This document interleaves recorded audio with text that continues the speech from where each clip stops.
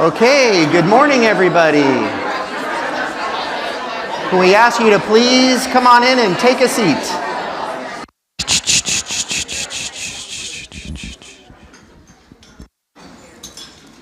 This is a fantastic crowd this morning and such a great energy in the room, so thank you all for waking up early and being with us this morning. This is our 8th annual nonprofit conference. Hard to believe we've done 8 of these, but we saw an opportunity to develop some what we saw in the market at the time was really not a lot of people providing good education for nonprofit executives and nonprofit boards. And we didn't see a lot of really good opportunities for networking among board members and among management teams. So we came up with this idea about 8 years ago, and here we are. So again, thank you for being here today. I'm Rick Smetanka, and I'm the partner in charge of the audit practice at Haskell & White. We've got just a terrific agenda for you today, so we'll give you a little bit of a sneak preview about what lies ahead this morning for you. So first thing we're going to talk about is audit best practices.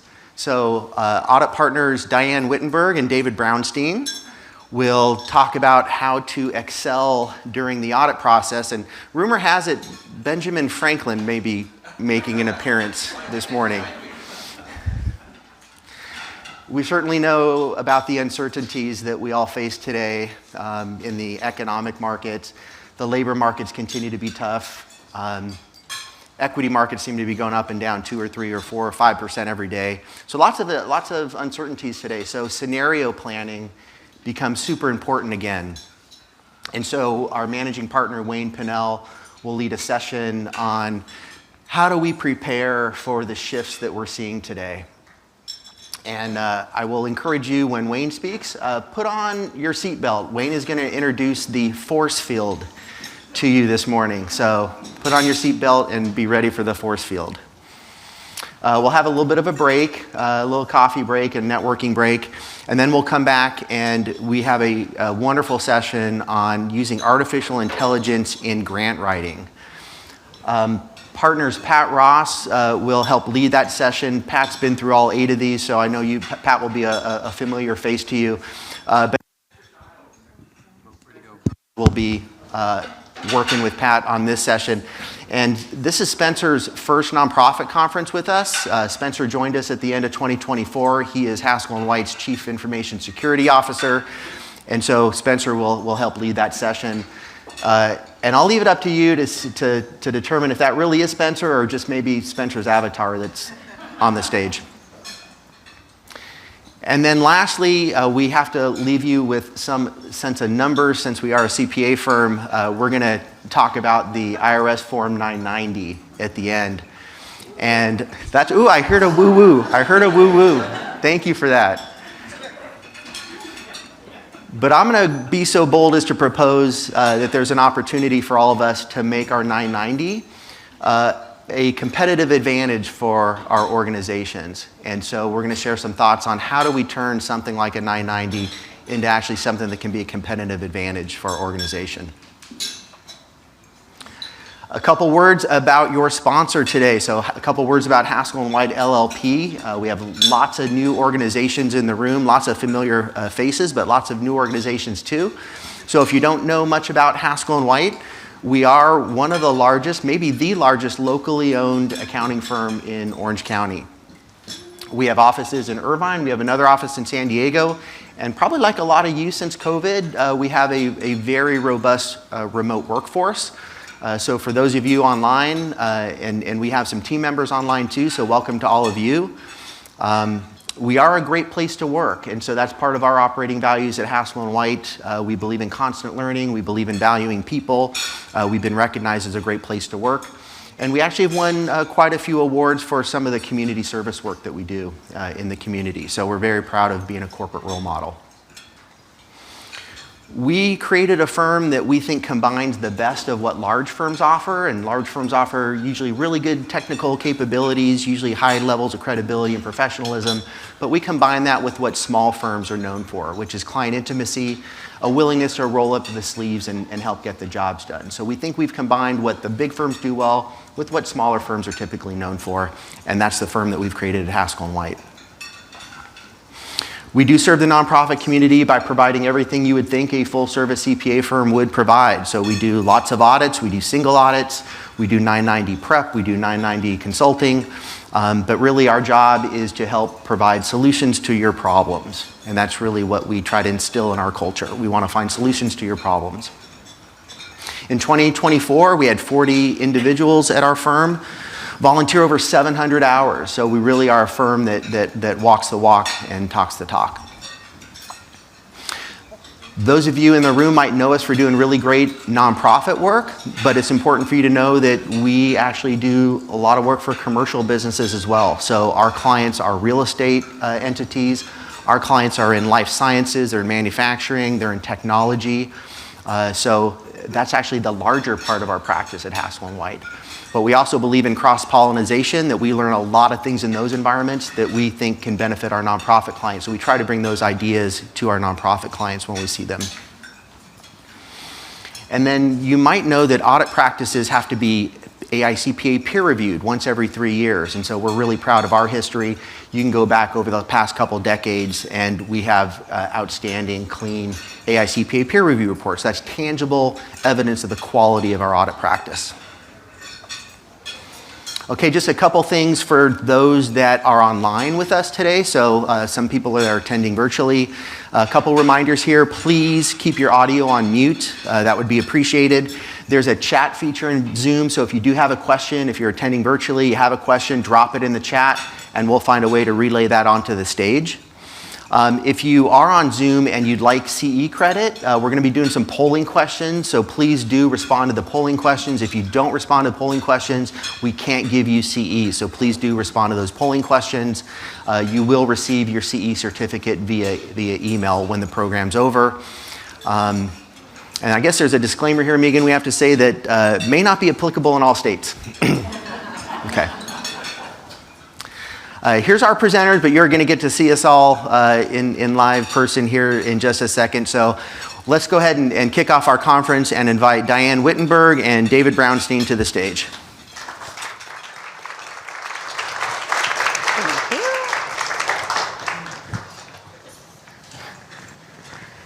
Good morning, everyone. David and I, as Rick noted, are going to walk you through some audit best practices. We're going to particularly focus on how to make your audit as efficient and smooth as possible. And we're going to do that by walking through some of the common pitfalls that we've seen going through our audits of our clients. And we're going to take each one of those pitfalls and give you some strategies on how to avoid them. So we're going to start off with a polling question. So I can't see those of you out in Zoom land, but for those of you in the room, we'll do it by a show of hands. So how are you feeling about your nonprofit's upcoming fiscal 25 audit? By a show of hands, how many of you are very confident you're going to have a smooth and efficient audit? I like that. Well, okay, so have a good day. You don't need me then, but I hope that's the case. That'd be awesome. Are there any of you that are B, somewhat confident? You've done it before, but you could use a few helpful tips. Okay, then I hope we give those to you today. C, we're lost. Please help. And any D, you don't get audited. Okay, well with that, we're going to jump right into the first pitfall that we most commonly see is insufficient preparation. And here's where the Benjamin Franklin quote comes in. If you fail to plan, you are planning to fail. So planning is very important. If you don't plan, as many of you know, some of the potential issues, if you are not planning, you could have missing documentation or disorganized documentation, not clear communication within your internal team or with your auditors. And then that results in delays and adjustments and missed deadlines and all kinds of things that nobody wants. So how do we strategically avoid that pitfall. Keep your documentation audit ready throughout the year. So what does that mean? That means that every month when you do your closing, make sure you're reconciling everything. Reconciling your cash accounts, reconciling your pledge account to the detail, recalculating your pledge discounts, and when you close your books, retain your support. If you do one-off transactions during the year, maintain that documentation, create a file. So if you decided to account for it one way versus another, document your thought process. If you had to allocate something, let's say you bought a building and you had to allocate your purchase price, retain that calculation, retain your documentation. What did you base that on? So in other words, show support for your journal entries and show support for your ending balances. So that's what we mean by keeping your documentation audit ready throughout the year. We also want to see constant and clear communication internally. So your internal people should know what their roles and responsibilities are, what their deadlines are, and what their deliverables are. And then have regular communication to make sure everybody's on track so that you have time to adjust. If anyone is starting to fall off track, there's still time to adjust. If you're having weekly or every other day, depending on your timeline and the volume of work to be done, you can have the appropriate amount of check-in. And then constant and clear communication with your auditors. Have a planning meeting with your auditors. Did you have one of those one-off unusual transactions during the year? Have you gotten a new program in? Has your business changed? Communicate this with your auditors up front so that they know how to adjust their process, and then we can request what we need earlier, because nobody likes surprises at the 12th hour. So upfront communication, have a planning meeting, talk about any new developments or changes in your organization. And then this one I like, begin with the end in mind. Work backwards. So when do you need your financials by? Is it a bank deadline? Is it a grant submission that you need it for? When do you need your financials by, and then work backwards? So if you need your financials by, let's say, November 1st, for whatever the reason, then maybe schedule your audit committee meeting the third week in October. And then tell your auditors, oh, well, we need a draft of those financials for management to review by mid-October. So if we need that by mid-October, when do you all need to start your field work? And then you know, okay, I have to have all my schedules ready by this date. You're just working backwards from your deadline, and then you can assess how to get there, which is going to lead directly into the next topic. But before I leave this slide, just make sure you're also having regular calendared meetings with your auditors, not just internally, but also with your external auditors. Is everything on track? Do you have what you need? Are there any questions we can be answering? Are there any findings, any issues we need to address?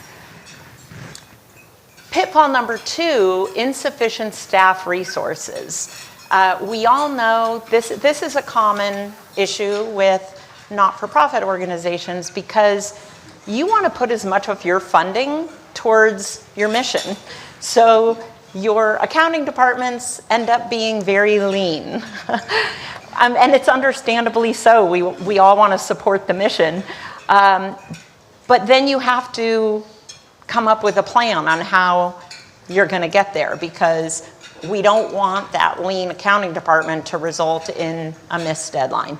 So the issues there, as you can imagine, are you don't have the time to prepare your schedules, you increase the likelihood of findings and potential delays in your deliverables. So what are the solutions for this?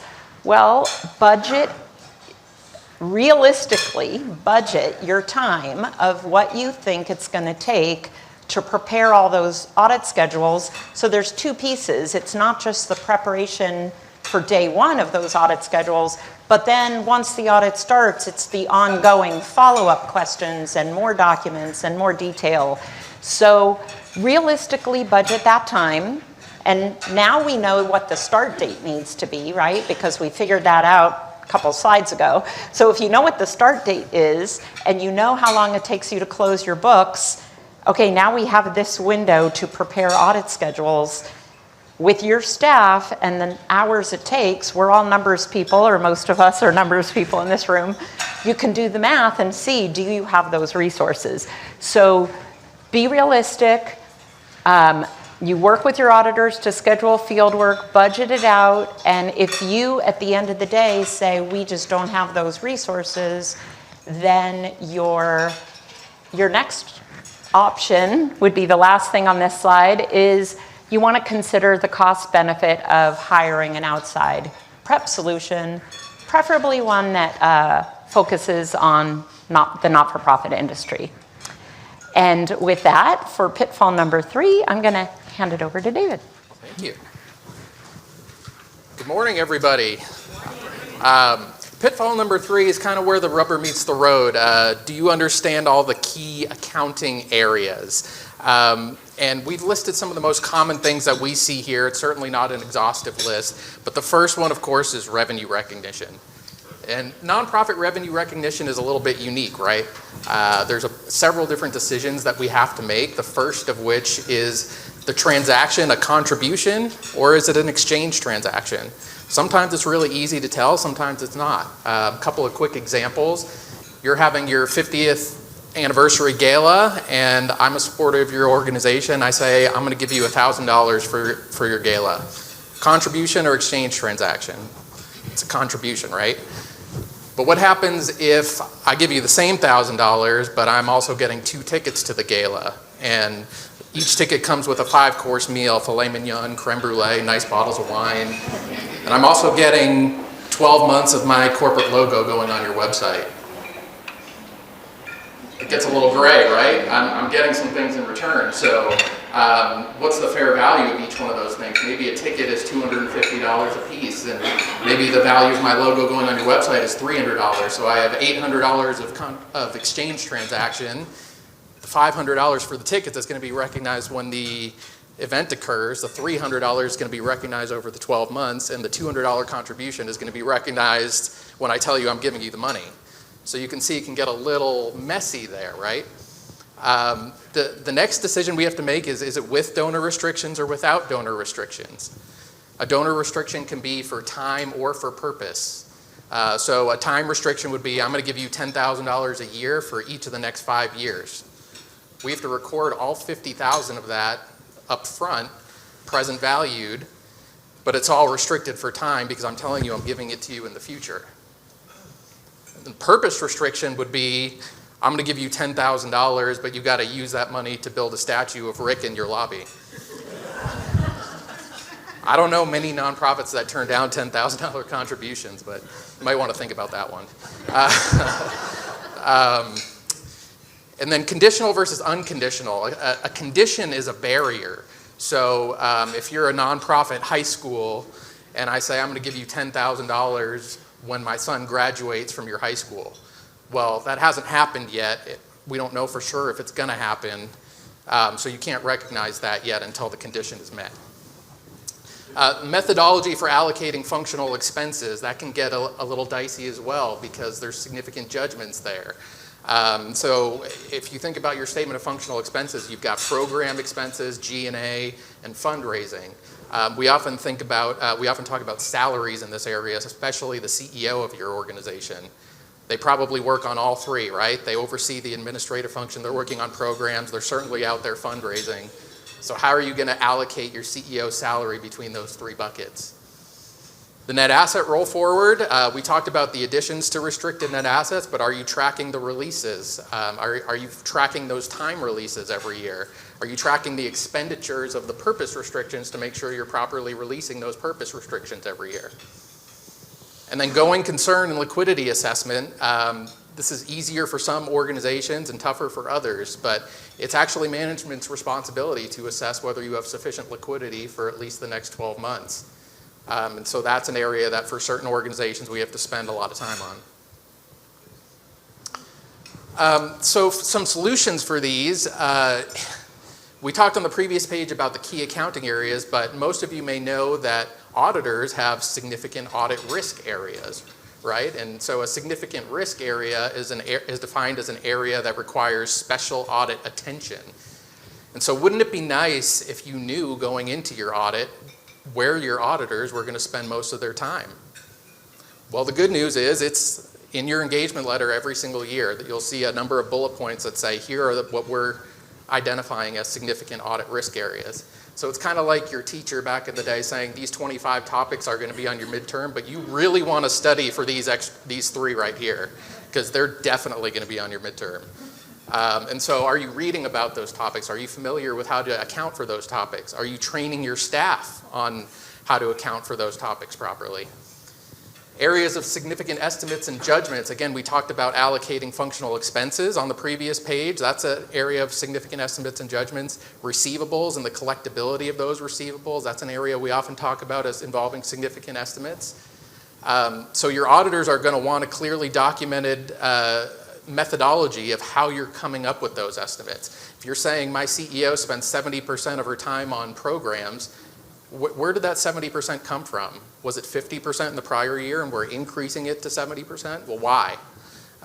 So that clear documentation on that is key. And then call us or call your auditors. I always tell all my clients, I'm sure the other partners do too, that if you've got a unique transaction, if you've got a weird contract this year and you don't know exactly how to account for it, I'd so much rather you call me on the front end and I can give you some guidance to help you through it than find it as an issue on the back end and resulting in an adjustment. All right. Pitfall number 4, this is for those of you who answered letter C on the first polling question. But maybe, in all seriousness, maybe you're new to your position, or maybe you're new to your organization, maybe you've never been through an audit before, or maybe you went through an audit last year, but it was kind of messy and you just want to do better this year. Where do I even start? So there's no one-size-fits-all solution for this. There's no one checklist that's going to be a comprehensive solution for every organization. But we did come up with a checklist that we think is a really good starting point for everybody, called Audit Readiness Checklist for Nonprofit Leaders, a year-round guide to audit success. I know what you're probably thinking. I have to think about my audit year-round now. But yes. Yes, the best way to get ready is to stay ready, right? And so this checklist will have things that you should be doing throughout the fiscal year, but as well as during the planning, fieldwork, and reporting phases of the audit. And so it's a little bit hard to read on the slide. We do have a PDF version of this that we're happy to send out to people. I'm not going to read everything on here, but a few key things that I'd like to point out. In the throughout the year section, the very last bullet point, review the prior year management letter and address any findings. So the management letter, that's where you might have some significant deficiencies or material weaknesses from the previous year audit. The time to do that is before your fiscal year ends, not after your fiscal year ends, right? So if you're planning to remediate some of those deficiencies, if you're a June 30 year end, now's the time to do that if you haven't done it already. During the planning phase, you'll see a lot of the things on here are things that Diane talked about. Having meetings with your team to discuss key deliverables, roles and responsibilities, due dates, meeting with your auditors. During the audit fieldwork phase, honestly, the most important thing for us is just everybody sticking to the deadlines that we all set out during the planning phase. That's crucial for us.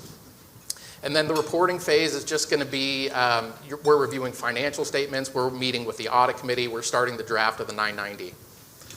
So there's obviously a lot more on this, but you can look at that later. So polling question number 2, the audit readiness checklist for nonprofit leaders is an all-encompassing checklist that will fit every organization perfectly and requires no tailoring to each specific organization. True or false? How many think true? How many think false?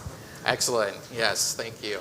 And so with that, I will introduce Wayne Pinnell, who is our managing partner, who's going to be talking about shifts in federal funding.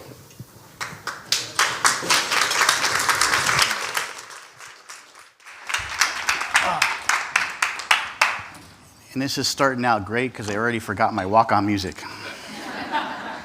So good morning, everyone. Thanks you could all be here today. Before I get started, I do want to just acknowledge all the work that went into this, particularly by Megan and Leah, getting this all arranged, getting it all set up, getting all these PowerPoints put together, and in case of my presentation, doing the research for me. So hopefully this will all come out the way it was intended. So I will give a disclaimer on the front end. I don't have an answer for you today on what's happening. All right, so we'll start there. But as many of you have been to this before, and last year we went through, and I know we gave some statistics about how many nonprofits were in Orange County, San Diego County, LA County. This year we did a little bit different level of research in light of this topic of federal funding to get an understanding of how big the nonprofit sector really is. And some of you that are diehard in nonprofit, these may not be news to you. Some of this was a bit surprising to me when we pulled out this data. So first off, in California alone, 15% of the state's GDP comes from nonprofits. It's like, okay, those like gassed. Yeah, this is big business. We're talking about a very big sector. And similarly, nonprofits employ 10% of the state's jobs. So, again, a big area. So when you look at the counties by ranking of largest employers, maybe no surprise, LA County is number 1, and jumping to San Diego is at 4, and Orange County is number 5. But a couple key things there to think about is in LA County, there's over 420,000 employees that earn $6.8 billion of wages. Whoa, big number. It's a B. That is a B, 6 billion, right? San Diego County, it's 145,000 employees at 2.1 billion, and Orange County is a little bit further behind at 100,000 employees at 1.4 billion. And so I did the math on that, and unfortunately the average per person comes out in the $12,000 to $16,000 range, which also means we're talking about a lot of part-time employees as well. But it's a big number. Everyone needs a raise. Everyone needs a raise. And just looking at assets under management from the nonprofits is $437 billion. And so those that have the cash and investments out there, there's plenty of things to manage. It certainly is a way to support that there's a lot of active growth and drive to garner more assets and deploy those assets in serving their relative marketplaces. And then, interestingly enough, for every employee out there in the nonprofit world, they also have another 1/3 full-time employment from volunteers. So that's going to vary by organization. Some organizations may only have I know some that have 5 or 6 person staff and they've got 30, 50, 60 volunteers. So the numbers change. This is really just an average. So we're going to start here with a polling question because I may need to tailor some of my comments based on what you all say, because if you're not interested, I'm going to have the walk-off music. So the first question here, and this for show of hands in the room here, does your nonprofit organization receive federal funding either directly, indirectly, yes, no, or not applicable?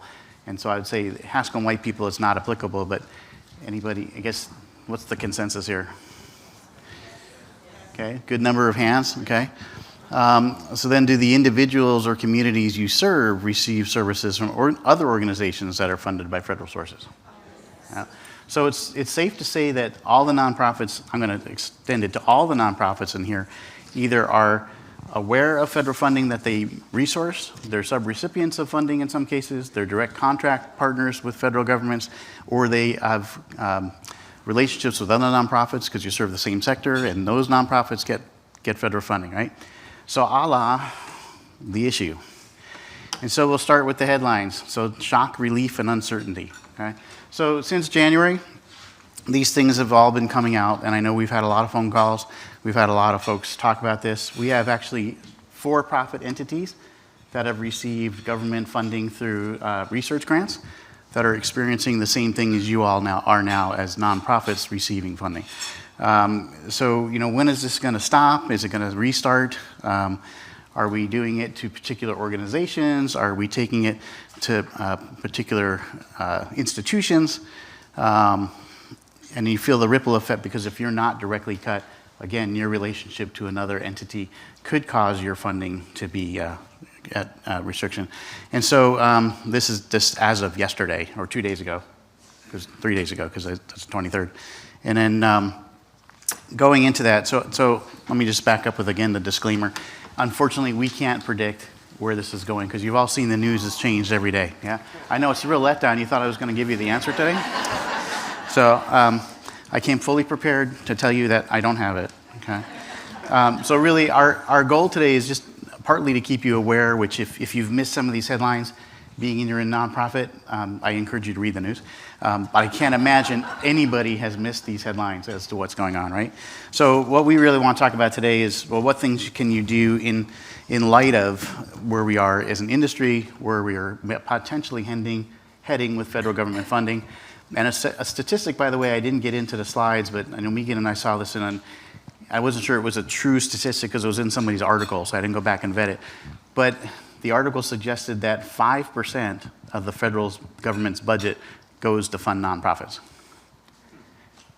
So, 5% is unfortunately way down the scale when you talk about other things like defense and those other funding. So 5%, interestingly enough, if they decide to cut all that funding, unfortunately isn't going to make a huge adjustment in the overall budget and the deficit position. But it's just something to put into context. So with that, here's some more stats for you. So again, federal funding of nonprofit in California. So we've got 10,500 and change of California nonprofits that are getting $42 billion of funding from the federal government. And the statistics here, based on this study, would suggest that you are more profitable with government funding than you are without it. Hence, you see just that one column there, operating surplus with government grant. It's all a positive number, and when you move to the operating surplus without government grants, it all goes to negative. And at least what this study was suggesting is if you are getting federal government money, you're also getting a fee or some type of add-on piece of that. So you're doing the work and you're getting something in return. Whereas without that funding, maybe you're running truly like what people think nonprofits are, is break even, or a little bit worse. And so you can take that down to each of the counties that we're highlighting here today, LA County, Orange County, and San Diego. Obviously, the numbers here in Orange County are significantly smaller, but my premise here is that many of you in Orange County work with others that are in LA County, San Diego County, and surrounding areas. So you're all feeling the same angst over what's happening here.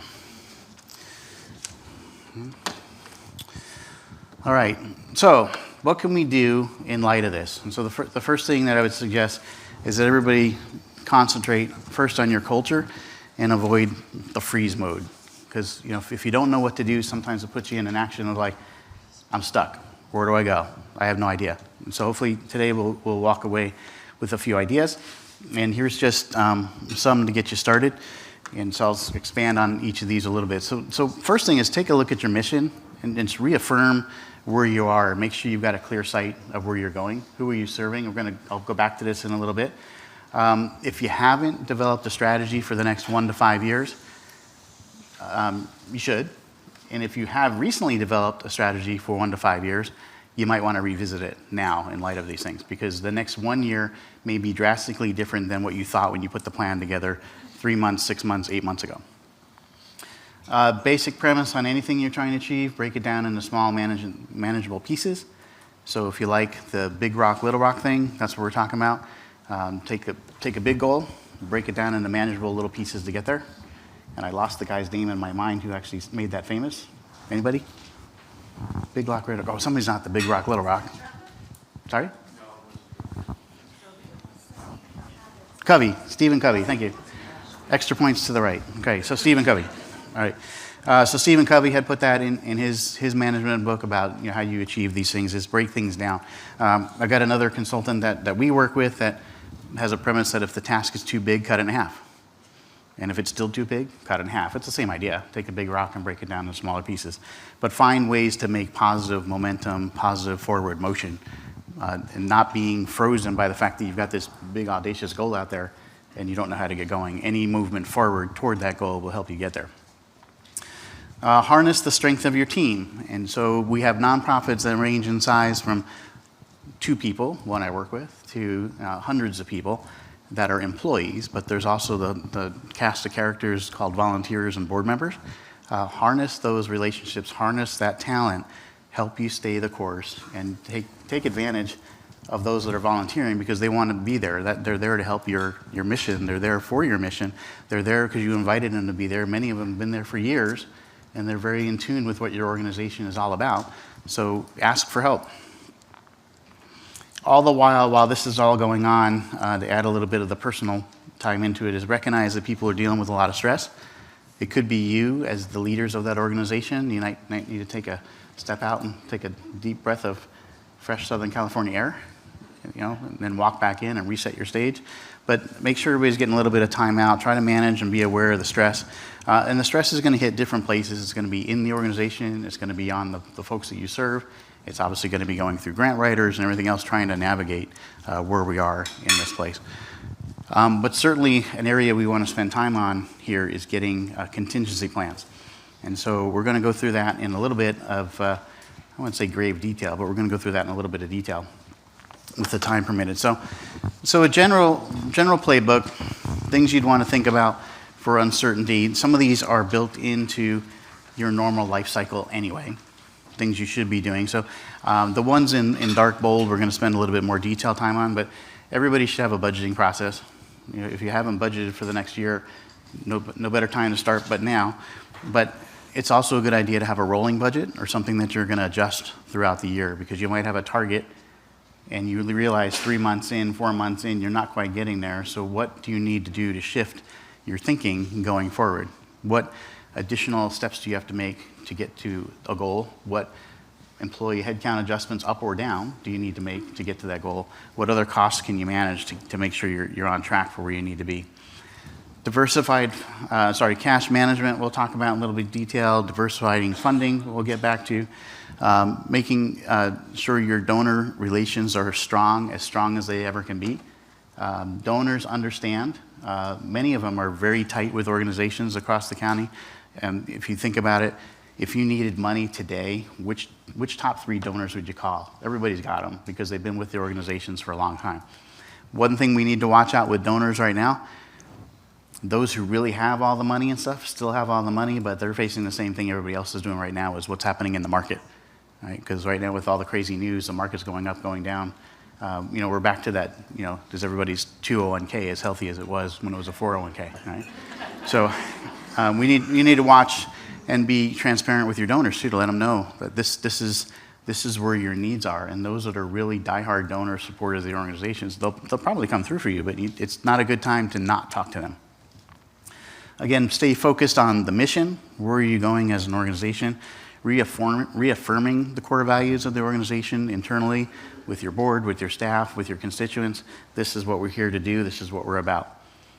Scenario planning. We're going to come back to that.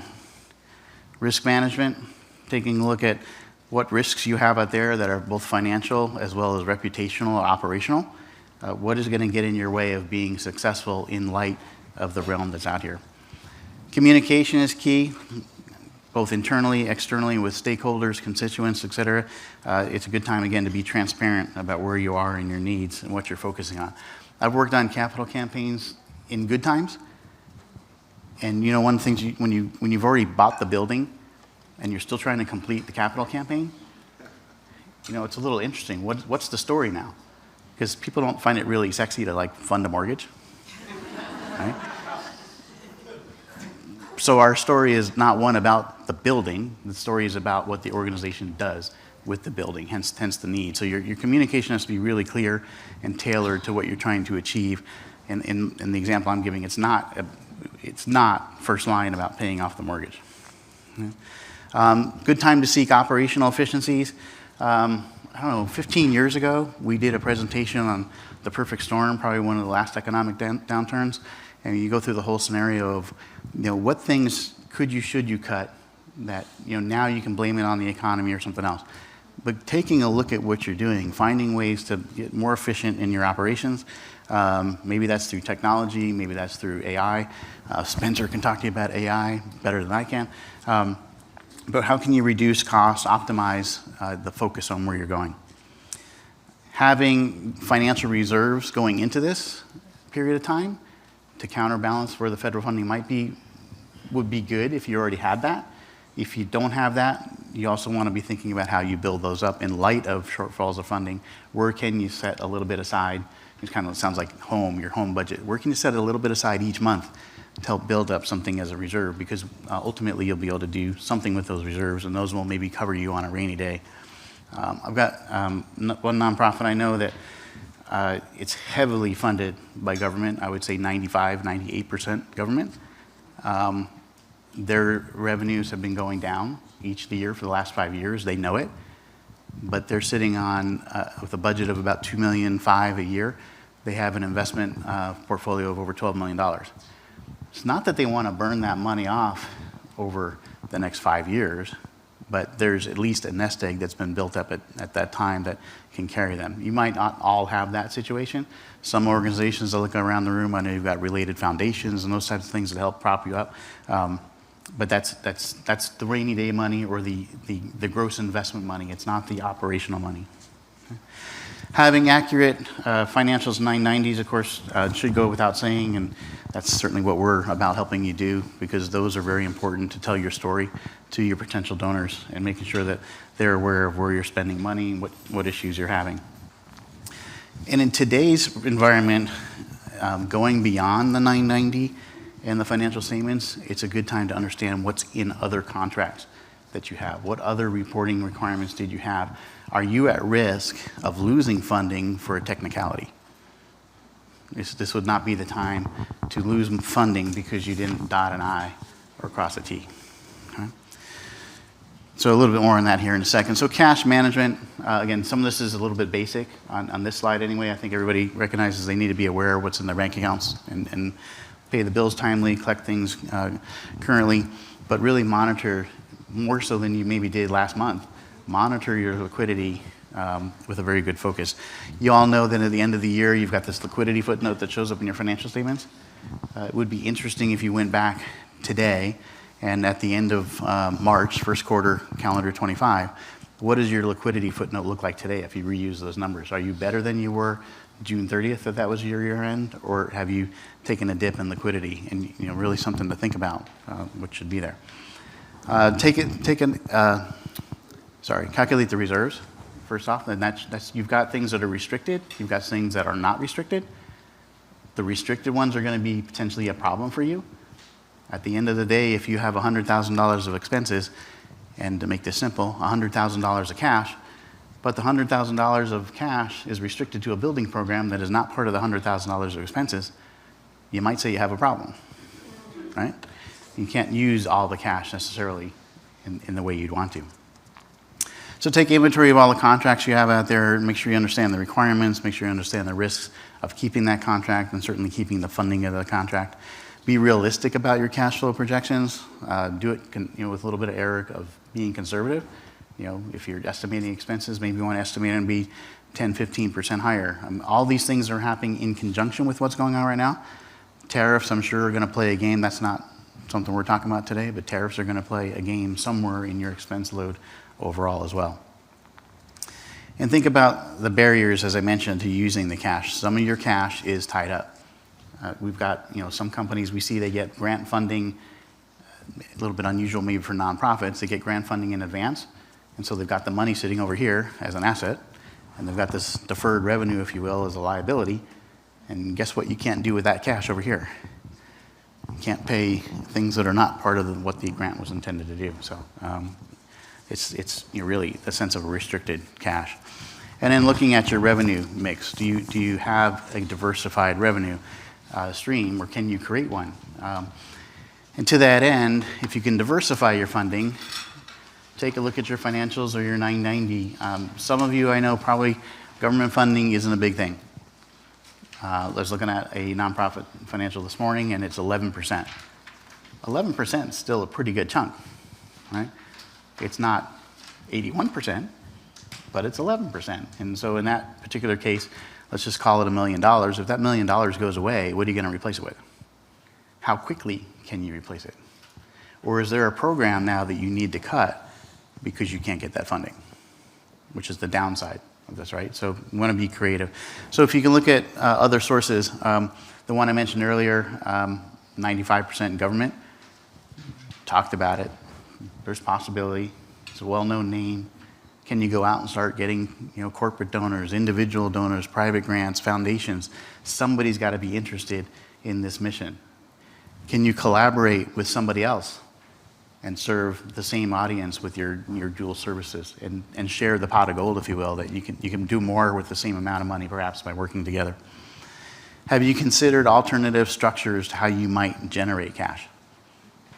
Have you thought about providing some service that you can charge a fee for, as opposed to just providing the services that you do based on a grant? Is there web-based opportunities for you to be able to license technology, license your methodologies, license things from your programs perhaps? Have you considered event-based fundraisers? The same organization I'm thinking about right now didn't do these events until a couple of years ago, and now they've got a very successful golf outing, and golf outings are tough, right? Golf outings are so tough. They take a lot of time, they take a lot of energy. If done right, they can generate a lot of cash. If done wrong, they can just burn a lot of cash, right? You want to be careful. But those types of things, if it's a fundraiser, different organization, we did a golf outing for 26 years. Raised a couple $100,000, $300,000 every year until the last 4. And we were down to raising $80,000. And you're like, this doesn't make any more sense. We ended up hosting a dinner for 100 people with a high-priced ticket. We raised $125,000 the first year on 100 people. Saved all the effort for the golf outing, all the volunteers manning all the holes, not chasing all the tee gifts and everything else. So think about, again, the resources, how you're going to deploy them. You can go, but golfers out there say, yeah, let's do a golf outing. Just slow down. Let's talk about what it is. Golf courses make deals on Mondays, but they're still not great deals. It's still expensive to get out there. Okay? Some organizations are able to take in-kind donations. And if you think about different ways, some have resale stores. Obviously, those are all coming in that way. Others are in the middle of a building project. Well, anything you can get donated that relieves your cash flow, whether it's wallpaper down to cinder blocks or whatever it is you need to build the thing, wherever you can find those, it's going to save you cash. So chase those. I already mentioned collaborate with other organizations, of course, but the other side of this too, if you have the income from managed investments already, get with your advisor and make sure you're managing into the storm of the market so that you can keep getting some returns that are hopefully better than average. Hopefully you've got a good investment advisor to help you do that. All right, so let's jump into another polling question here and see how everybody's doing out there. Has your organization taken steps to diversify its funding sources? So who says yes, we have multiple sources? All right, so you're ahead of the other half of the room. No, we primarily rely on a single source. Good news, nobody in this room is that I saw, unless I missed a hand going down real quick. No other single sources, okay? Anybody in the process, even though you have diversified funding, thinking about diversifying further? Okay, good. Anybody not sure? Okay. And I'm going to leave the not applicables off of that one, okay? All right, so if we go through here into risk, financial and non-financial management, things to consider. Again, inventory the federal funding you have. Review those grant and contract conditions. Make sure you're meeting them. Make sure you're not likely to lose the funding that you already have. There are some programs out there I know that the contracts cover a certain period of time and they're being paid, but the renewal, perhaps for a research grant, and what I'm thinking of, the renewal of that grant is kind of a little suspect right now, right? But don't let the funding be taken away because you didn't do your part. Again, review your mission statement and 990s for alignment, as with all of your public-facing information and things that you communicate to your shareholders. I didn't put it in here as a point, didn't want to get into a political discussion, but obviously DEI initiatives have become suspect in terms of how they're being communicated. You're going to ask me a question that I don't want to go there, but go ahead. So just a warning, so I'm with the Association of Library Foundations. 2 2 library foundations in Florida had their 990s pulled for audit because they had DEI language in it. So the IRS is now scanning through 990s looking for that language. So keep your values, just don't use the keywords. Yeah, I guess if we can stay away from the D, the E, and the I, but still communicate the message. It's interesting because, again, I'll give 20 seconds on this and not get too deep into politics, hopefully. If you really go all the way in one direction, it becomes a very, very pointed discussion and argument. At the base form, the way I look at it, DEI is today's words for, non-discrimination. If you can put it at that level, DEI is about not discriminating. And yes, there's an edge to helping promote underprivileged and whatever, but DEI is about not discriminating and being able to raise people up. If we can keep it there, I think we're safe, and that's about as far as I want to go on soapbox. Okay, so, all right. Because I'm not running for office anytime soon. All right, so let's talk about scenario planning and a couple quick things here. Why is this so important, right? We're in an environment that is very uncertain. Okay? What you know today, Wednesday morning, what's going on this week, it could change next week. I mean, look at the articles we threw out there earlier. There's something new every day. We have something in, something out 24 hours later, right?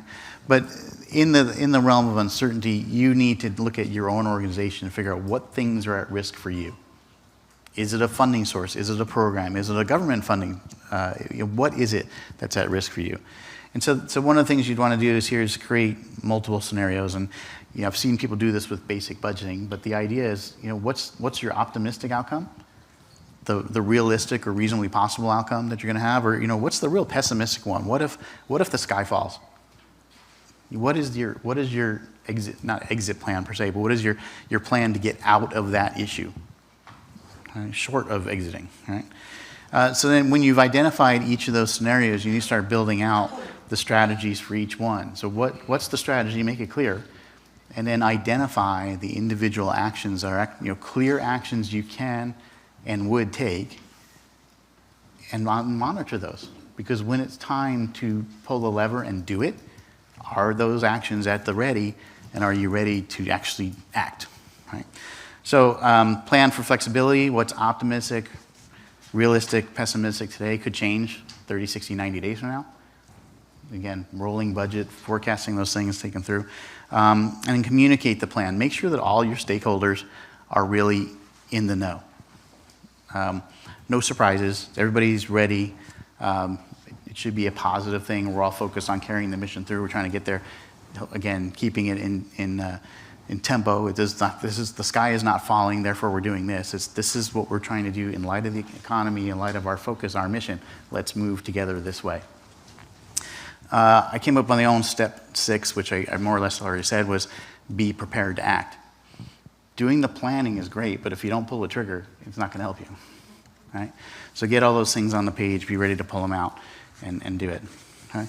And then one way I like to look at this too, because you can be a little bit more draconian in the way you think, a little bit more pointed in the way you think. If you took each one of these contingencies and you said, what if by law something was going to change and I had to change? And in the case of government funding, what if by law there's no more funding? Zero. Nada. That's it. You're done. What if by law? What are you going to do? What if by law you could no longer hire X, Y, or Z? What if by law you had to pay tariffs of 125% of something? Right? Put it in perspective of you'd go to jail if you didn't do this, and think about how serious you can make that plan come out. So some of the things you might kick around as thought-provoking questions, and this is not an endless list by any means, but consider, who are your customers, clients, constituents today, and who are they going to be in proverbial tomorrow? Is your market shifting? Are the people you're helping shifting? Is the same population you have today, is that going to be who you're going to be serving tomorrow? The thing we've been talking about here is funding. Who funds you today? Who is going to fund you? Who can fund you tomorrow? What are the environmental factors that you're facing? There's a lot of different organizations. Last year we talked about, I think if my memory serves, 15,000 some odd organizations in Orange County. Some of them have very distinct missions. Some of them have very much overlapping collaborative type missions. Are some of those missions even going to be realistic if some of the economic factors take hold? So go back and look at your organization's core strengths. What are you missing? Time to start looking at the gaps and filling them up. How do you measure success? Good to have all those contingency plans. Good to have goals. But if you hope it works out, we kid about this. We got this out of Vistage or something once upon a time, and a couple of us chuckle about it in the office all the time. Is hope isn't a strategy. So if you're going to put something on paper, is it something you can measure? You'll know when you get there. Right? If you're going to drive from here to Washington, D.C., you'll know when there's the Welcome to Washington, D.C. sign and you've driven the 2,800 miles. Right? How will you know that you've achieved your goals? And to that end, what is your long-term vision? So I'm pause for a quick second there. Has anybody got another thought-provoking question we can throw out there? Just one or two? I guess that question, yes? I would just like add, what are other nonprofit or corporate partners I can be partnering with to help deliver and augment the services? Yeah, right. So what are other nonprofits or organizations we could work with to deliver those services? What are our collaborative opportunities? Okay, thanks. All right. I'm looking for who has the timekeeping. Do I have like 30 minutes left yet? No, just 5. Okay. All right, 5. I knew it wasn't 30. All right. So just a couple things to leave you with a couple ideas and tools, and I would caution you on the front end here. We've given you some templates to use. Some of these are a little bit more difficult than others. I would caution you to not just try to go use these yourself without talking to a couple of us about how to use it, because there is a little bit of science and methodology behind them, rather than just trying to fill in that blank form. The first one here is a very simple concept. Now, where, how, we call it. And you might look at that, well, it says now, how, where. No, follow the arrows. Now, where, how, right? And the reason it's written that way is to take stock of where you are today. This is basic goal planning. Where do you want to be? And you're maybe looking at it in, maybe it's program specific, maybe it's organizationally general. Maybe you're looking at 2 or 3 things. Where are your revenues today? You want to get the revenues of X plus something 3 years from now, employees of X plus something, programs of this, whatever it is you're trying to map out, where are you going, right? So then the beginning is a measured number, if you will. The end is a measured outcome. And so what you're looking at is, if I need to get from where I am now to that where, what do I need to do to get there, right? So each one of these becomes a strategy. Too often, I think people put a goal out there and they just start doing stuff, right? And I'll try not to use a football analogy too deep, but you want to score a touchdown and you don't think about the path of least resistance to get that 100 yards. You end up circling around in the first 20 yards for a while before you ever make any forward motion, right? So very simple. The strategies become the ones that you focus on. There's a sister program, a sister tool to this that we didn't put out here. It's very simple, called a one-page plan. Takes all 3 of those things, puts them together, and the nice thing about it, on one page, it actually starts assigning due dates and people who are responsible. Right? So you've got your accountability. The fail-safe in that problem is they don't always fit on one page. But so, all right. So that's one thing. Okay. Now where, how, very simple. There's something else. This one is one that's a little bit more difficult, and in even describing it, I'm gonna stay at a very high level. But if one of those goals is, for example, your issue down the center, if one of those goals is to increase revenue, increase donor funding, perhaps, the thing to do on the left side here is to identify the forces, if you will, that are in your favor. And on the right side is to identify the forces that are working against you. Okay? And once you figure out what's really helping your organization and what's hurting or preventing your organization from getting ahead, what you really want to do is look at the ones on the left side, the ones that are helping, and figure out how you can do more of those. So in the simple language, say, well, if I could double the effort there, how can I get twice as much of a result out of that force helping me? At the same time, if you find something on the right side that's blocking you, is there some strategy you can deploy that cuts that resistance in half, if you will? All right? So take some of the things out of your way on the right side, take advantage of more things on the left side, and keep it moving. Again, this is one that I would recommend, because the overview I just gave you is way up here. I would not commission you to go fill this out and just have fun with it, because you might get stuck, because the template, I think, has no instructions with it. So that would also make it difficult. All right. The last one here is something that it's not crazy. It's called a decision matrix. When you're facing something of a consideration, it's good to map this out. This is usually not a one-person exercise. None of these are usually one-person exercises, by the way. This might be your core management team. This might be with your board. Might be part of a retreat. However you might do this. But the decision matrix starts off with identifying some key factors of success of whatever it is you're looking at. Okay, and I'm just going to use a recruiting example and let's just say you're trying to find a new chief development officer. Okay, just to pick one out, because now we're talking about funding. So down the left side, you might come up with 4 or 5 factors of what would be the ideal prospect, if you will. Okay? And rarely, if you use these 5 factors, are they 20% each. Something is going to be a standout one, like maybe relationships in place for that fund development officer is something that maybe it's a 40%. Okay, and then you can rank some other things. So you weight them initially. Maybe there's a 40 and three 20s, because you only came up with 4 factors. Then you take your first candidate, and they became the one. There's a pointer here, and I don't know if I can reach it from there. Let's see. Oh, yeah. Well, they become the one, and it doesn't show there. Okay. So they become the first alternative. So let's call it John. First resume on your stack of 4, John. So the first thing we're going to do is we're going to rank John at 50% of the weight. Okay, so if an ideal factor was 40% is what you want in relationships, we're going to give John as a benchmark 20%. So if we do the math real quick, John's only going to measure up to be 50%. But he's the benchmark. No offense to John. He could still win, but he's the benchmark. Then what we do is we list Sally, Frank, and Ann across the top, and we go through and we rank each one of them relative to John and that criteria. And when you add up the score at the bottom, the one with the highest score should be the one that would be your ideal outcome. It isn't always. You gotta follow through. But if John was 50% and you had 2 other candidates that came up with 75 and 80, they should have ranked out as higher quality candidates than John.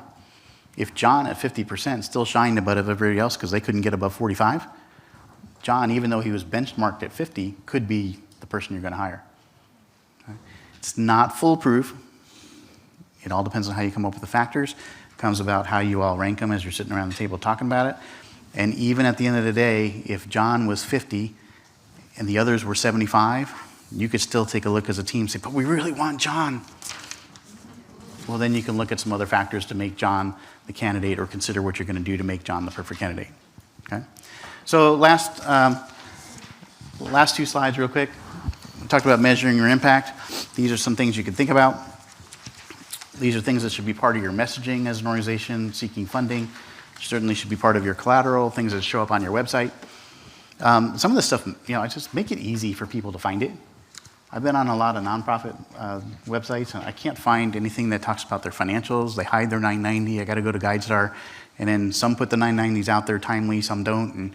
And make things easy. If you're seeking money, tell your story and make it easy for people to donate.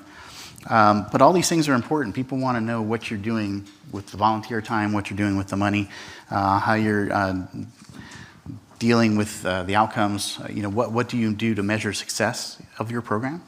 It isn't just how many people served, but what's the outcome of how many people were served. And then the last thing we'll do here, in light of all this government funding discussion, is say, reach out. Staying neutral, we didn't list names of local representatives and their phone numbers and emails. We'll let you pick the one you like and want to deal with it. But Orange County, of course, has several, depending on what district you're in. You can find them on any one of these websites. Go figure out who your local representatives, start with your city council, Orange County, work up to the state, go out to federal. Who is it that can be in your court that will help support your organization secure the funding that you've already had, and hopefully get more of it later. But also maybe just be a resource to you to understand where you're at and why it's important for you to keep that. So, all right, with that, 2 minutes over, right? All right, and we're going to do, not bad. All right, thank you. And we're going to do, Megan, 10-minute break? 2 hands? Okay, 2 hands a break, all right? So thank you, everybody, for your attention. Get up, stretch, turn around. All right?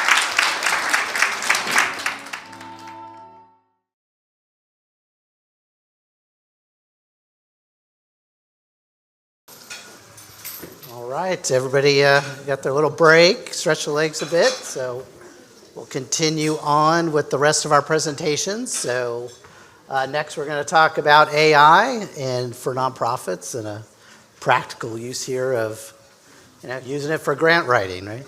Who likes money, right? Yeah, raise your hand. So I'm Pat Ross. I'm one of the audit partners at Haskell & White. And with me today, I'm going to introduce Spencer Giles, who's our Chief Information Security Officer. So I'll let Spencer take it away. All right, thanks, Pat. So I've spent my entire career leading cybersecurity and technology audits around the globe. And in that time, I don't think a single subject or technology has gotten more airtime than AI. And when I'm talking with clients and colleagues, I think there's a common sentiment that I come across, which is basically, at this point, we've all heard of AI. We've heard it's powerful, and most of us probably believe that. But we don't actually understand how to actually use AI to solve our specific problems day to day. I guess by show of hands, does anyone relate to that sentiment here? Aware of it? Yeah. I think there's probably 2 factors for that, in my opinion. I think one is that AI by its very nature is disruptive. It's revolutionary. It's different than anything that we've become accustomed to interacting with. But I think the second reason is because the vast majority of talks on AI at conferences like this are in the context of a sales pitch. And I think what gets missed is the practical aspect of this. So I think when I was asked to talk about this, one of the things that I mentioned to Pat was, I think this is a great topic, but we have to keep it practical. So our goal for today is to give you practical tips and techniques that you could leave today and try on your own, and hopefully start getting more comfortable with using AI, leveraging AI as nonprofit leaders to solve your problems, gain efficiencies, and find more funding. Right? All right. So we're going to focus the conversation today on grant writing. I think this is a pretty applicable topic for this audience. So I guess by show of hands, who here has been involved in applying for grant writing and any of the associated tasks? Most of us. All right. So for those of you, whose favorite part about working in nonprofits is grant writing? Maybe the unique few. Right. So there's a few challenges, right, that are faced. Writing and applying for grants is time-consuming, it's repetitive, and while repetitive, each grant wants something slightly different. Or remarkably different, right? Right. And so it can be difficult to repurpose your prior efforts creating grant narratives or statements of need to tailor them specifically to the next grant that you're applying for. And the other constraint here is there's often limited staff and resources available to dedicate time to writing for, seeking out, and ultimately winning, hopefully, grants. Came across a statistic that said that 61% of nonprofit organizations have just 1 or 2 people handling all of their grant writing tasks. So They have nothing else to do, right? yeah. So the goal here is to just discuss some things to keep in mind and techniques to leverage AI, generative AI specifically, to help alleviate some of these challenges, free up time so you can spend more time focused on your missions, and ultimately increase the rate of successful grant applications.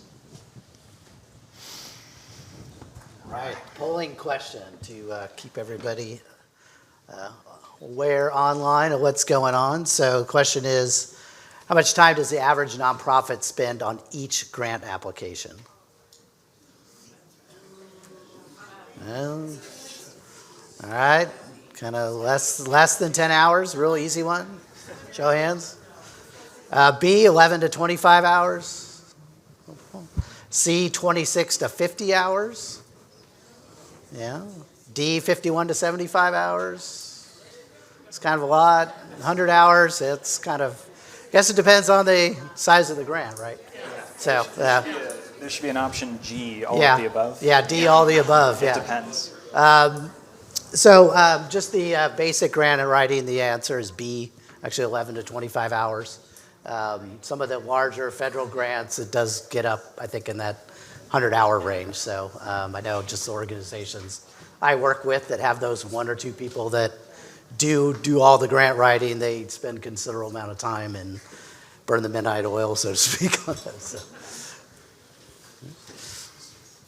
All right, so I mentioned we're gonna keep this practical. So we're going to walk through key characteristics of effective prompts. And then we're gonna apply them, as I mentioned, to the grant writing process and specifically focus on some examples, these 3 examples here.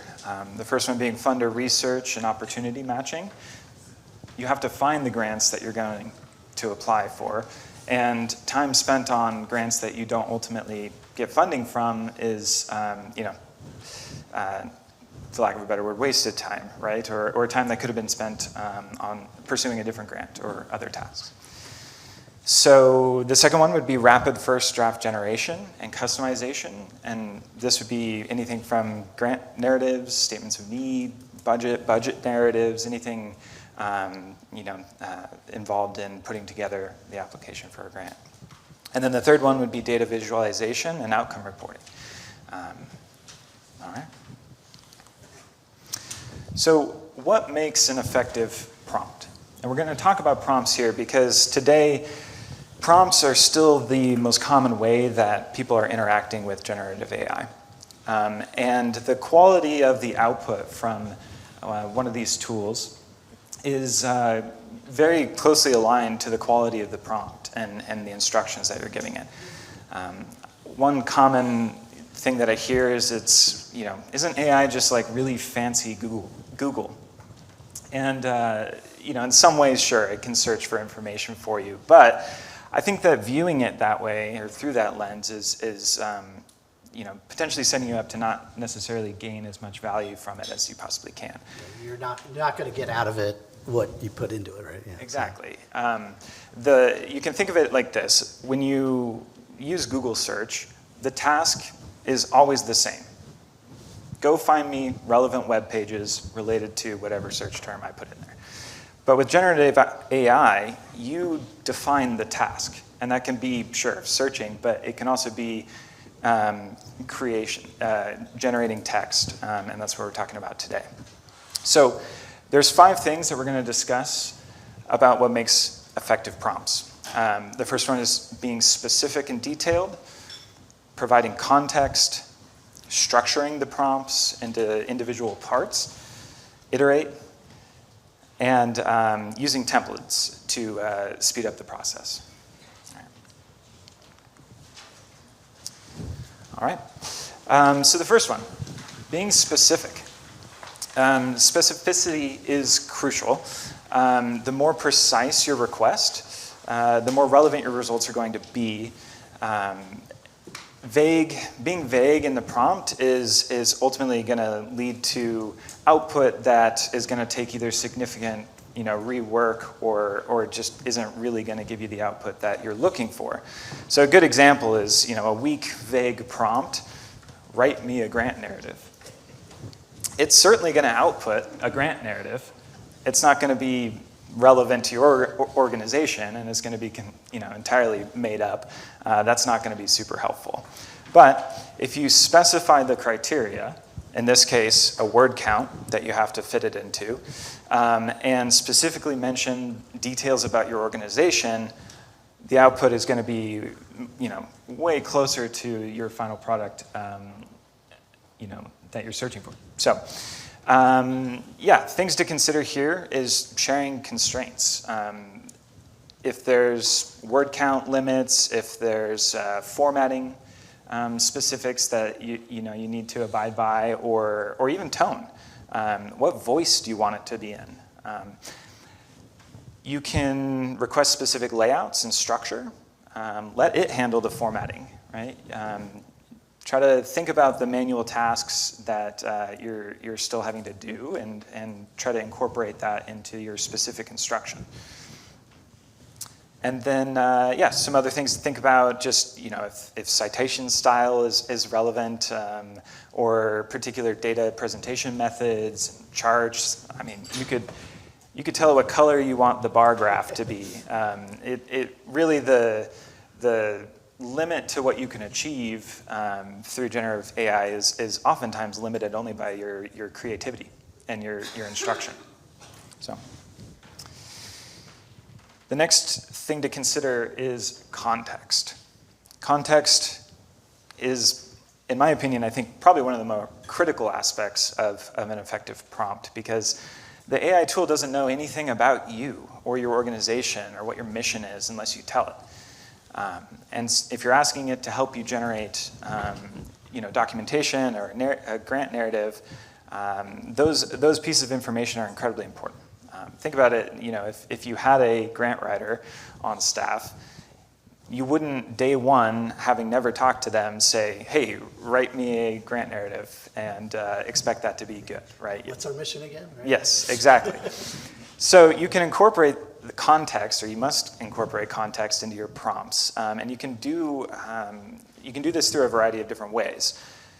One thing that people maybe aren't as comfortable with or aren't familiar with is that you can link to your website or specific pages on your website and instruct it, hey, analyze our web page and identify our common language and themes and areas of focus, and incorporate that into the grant narrative that you're asking it to generate.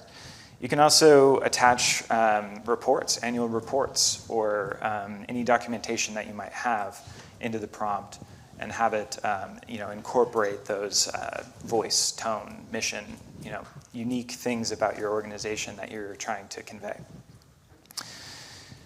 Another thing is to ask yourself, who's going to review this? Who's the target audience? Incorporate that into your prompt, and see how that impacts what gets generated. I think you can also leverage successful prior applications. If you have a grant narrative that is all time, like this is the perfect grant narrative, it reflects exactly what we want to convey, provide it to the AI tool that you're using and say, hey, this has been successful in the past. Identify the strengths in this narrative and adapt it for this specific grantor's goals. And that's the flip side to it. Don't only provide context about your organization, provide context about the foundation of the grantor who you're seeking money from. All of that definitely helps increase the quality of what's going to be ultimately output, and reduces the manual editing that you're going to need to do. All right. The next thing is kind of a more advanced concept, I think. Structuring your requests. So I know me personally, when I started using generative AI, I kind of found myself with these paragraph-long sets of instructions and complex tasks, and oftentimes it took a lot of work to get it to where I wanted it to be. So think about how you could break apart your task into individual steps. Often, you could think of it as sort of the thought process or the logical workflow that a human would step through this task, break it apart, and address each part individually. And a tip here is you can ask it to do that for you. Something that I do is just start. My first prompt is just a summary of what I'm trying to achieve at a high level, and then sort of, it feels uncomfortable, but sort of work collaboratively with it. Say, hey, this is what we are trying to achieve. how would you break this apart into individual steps? And then work on each of those steps individually. Using numbered or bulleted lists is another key thing that you can incorporate into your prompts. Just keeping things organized is going to lead to more organized and effective output.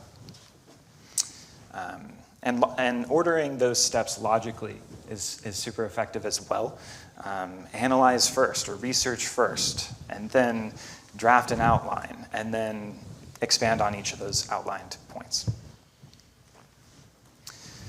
Next piece is iterate. Iteration is expected. Even the best prompts, specific contextful prompts, are going to take iteration. You're going to have to tweak the output. So you can do this by just giving it feedback. Tell it what you like about what it generated. Tell about what you don't like or what you don't think is in the right tone or voice, and ask it to regenerate. Your grant agreement, how many people get the first draft correct the first time and submit that one, right? Yeah. On average, probably like 3 or 4 revisions, right? So Exactly. same concept. So. Yeah. And you can actually incorporate this into your prompt. Instead of just asking for a grant narrative, say, hey, generate 3 different drafts, and then review those 3. And you're going to pick up unique things out of each of those that you like, and then ask it to combine those points that you prefer, out of the 3 generation. Yeah, and then the other thing, I kind of think of this as holding a mirror up against the generative output. So once you are happy with the output of your prompt, hold that mirror up and say, all right, now evaluate that prompt against best practices or against other publicly available similar grant narratives that it can find on the web, or one that you've identified as a really strong example. So just asking it to rank it and evaluate it. You can define the criteria that you want it to evaluate. Is it succinct? Is it professional? Is it hitting the values, right, that are found on the grantor's website, for instance? So hopefully that helps just sort of think about how you can leverage it against itself almost, to increase that value. The final point on here that I wanted to make is templates. Just like, in the past and still today, obviously, we create templated documents. We can do the same thing with prompts. If you're spending a ton of time really tuning a complex task, a complex prompt, and you know that you're going to have to be doing this again in the future, or save it as a prompt, or better yet, have the generative AI tool create that prompt for you. So something really cool that I came across recently, and I've tried it myself, is asking it, once I'm happy with that final output, ask it what would have been the best prompt to start with to achieve this final output had I started there. Take that, ask it to turn that into a template, and there you go. So it's, like I mentioned, creativity is actually fairly important here with generative AI, and so just think outside the box and think about how you can potentially leverage the uniqueness of generative AI. All right. Okay, so if some of you have been to our participation or our events before, we actually like participation within the audience. So we were going to go online and actually put in some prompts and use ChatGPT, but thought it'd be more appropriate if we had all you guys do something like that. So I think you all got paper and pencil at your table. So who's working on a grant agreement right now? Anybody? No grant writing season, I guess? Yeah, over here? Okay. All right, so great. So from what we've told you, and if you've ever used AI before, but we want all you just take a minute, sit down with a piece of paper if you're working on a grant agreement, or if you want to search for or find organizations, if you want to say, hey, I'm so-and-so and I'm looking for funding sources for whatever your mission is, just want to maybe take a stab at it. Some of you have used it before, come easy. Some of you will struggle a bit, but that's fine. We have some time. So, or if there's other things, topics that came up that when you go back to the office, going, oh, I got to start on this. What prompt could I write to help me? Are we just talking about ChatGPT, or are there other tools that you guys recommend? Good question. That's a good question. So this isn't specific to ChatGPT. This is generative AI tool sort of agnostic, I guess. And I think that's one of the things that we wanted to ensure about this session is that no matter what you have available to you, whether that's Copilot, ChatGPT, Claude, Google Gemini, there's tons out there, and there's going to only be more. But these concepts apply to any of those tools.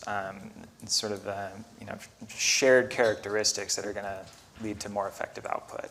So yeah, that's a good question. It's not specific to ChatGPT, even though ChatGPT is sort of becoming the Kleenex, I guess, right? The brand name. Go-to, chapstick. But along that line, do you have recommendation or experience in terms of which one of them might generate the best? Yeah. Grant writing has more experience and more information. Yeah, that's a good question. So the question in case anyone didn't hear that, the question was, do I have any recommendations about which one of the generative AI tools are the best to use in this case?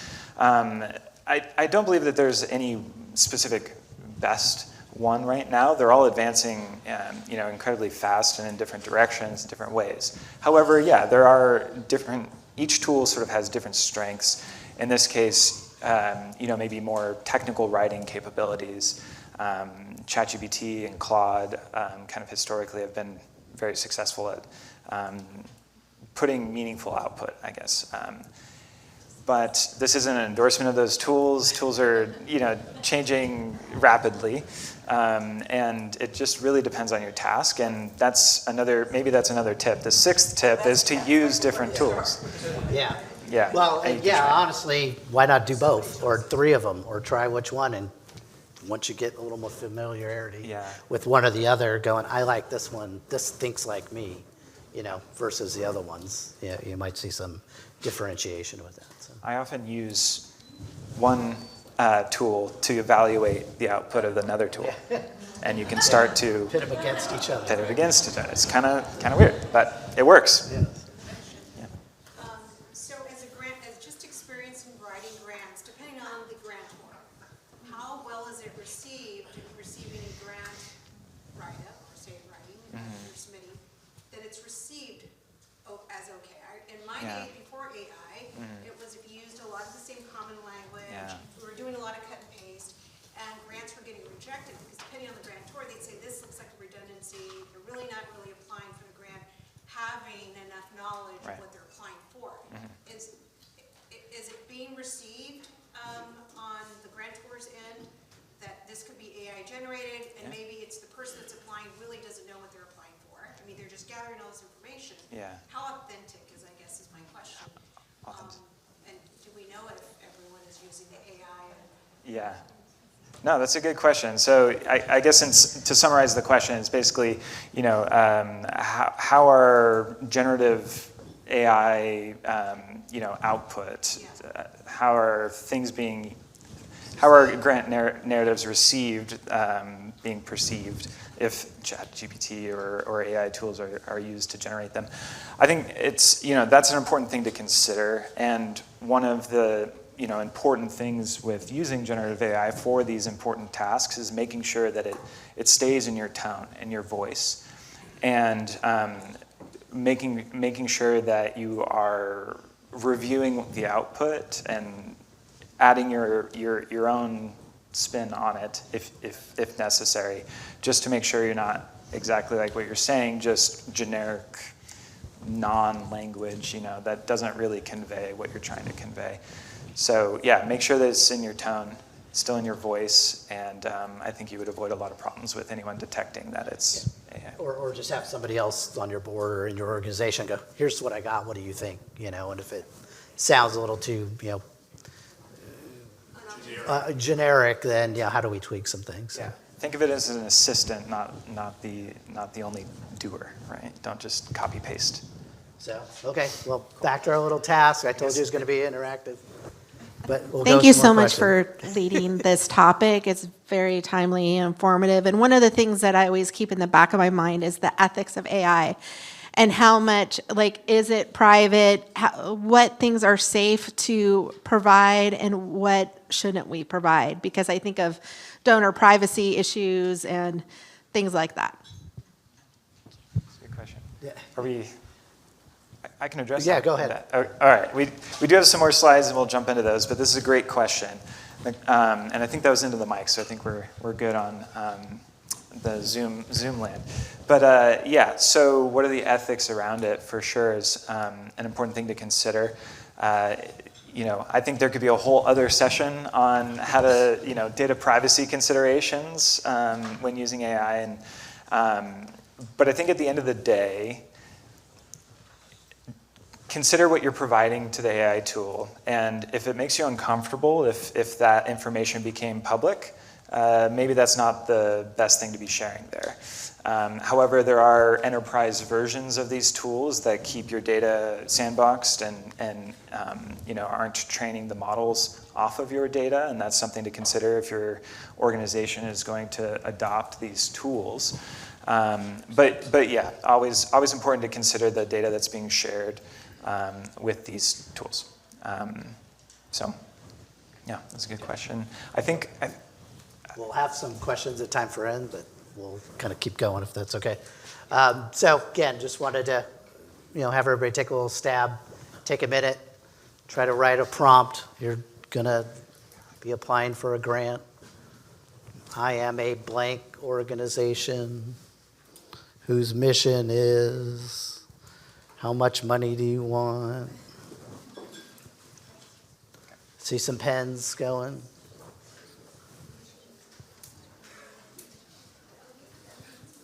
The blank cursor just flashing at you.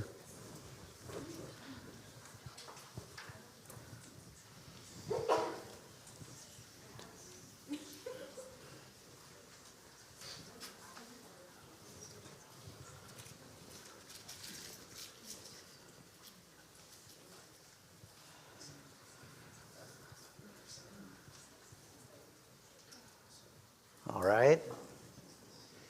Anybody got a good one they want to share? Raise your hand. Yes? Or are you just asking a question? Oh, you got it? Okay.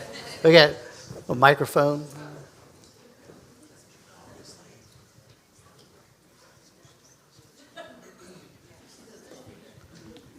So I actually just put it into ChatGPT. There you go. Everybody's got their phone on them. So.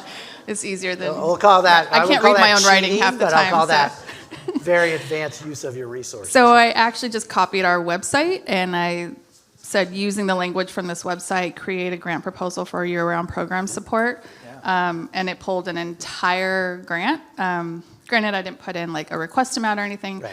But what I will say is, because our website is up to date, it pulled a pretty decent grant, proposal, because it's all of our language. Now, Yeah. had it been outdated, we would, need to work on that. But, it gave me literally everything. Naturally, I'd have to go in and tweak, but Iteration, yeah. Yeah, but I also did not I've never once considered putting in a website to pull that information. So I thought that was really helpful, and it kind of helps us keep us in check that everything's up to date. Okay. So. That's scale awesome. 1 to 10, that came out like... Honestly, it's probably like a 7. We would yeah. still go in, obviously, and tweak Right, it, and right. for whatever organization we're writing it for. But it's because it's our language and it's current. It's all there. So That's a great example of how context is Yeah. so incredibly important. Yeah. Okay. All right, we're gonna keep moving on then. If hopefully you wrote something down you can take away with and play with it later. So. Yeah. All right, so we wanted to make sure that we sort of gave you some actual examples of some strong prompts here to solve the 3 common issues that we had introduced at the beginning. So the first one is finding grants and identifying the best opportunities. And so here are some things to think about how you can use AI to help with this. You could use it to analyze foundation websites, annual reports, funding guidelines, and extract the priorities and values from those and incorporate those into your submissions. You could you can ask it to identify language patterns in previously funded projects and incorporate those into future ones. Create alignment charts between your organization and a foundation.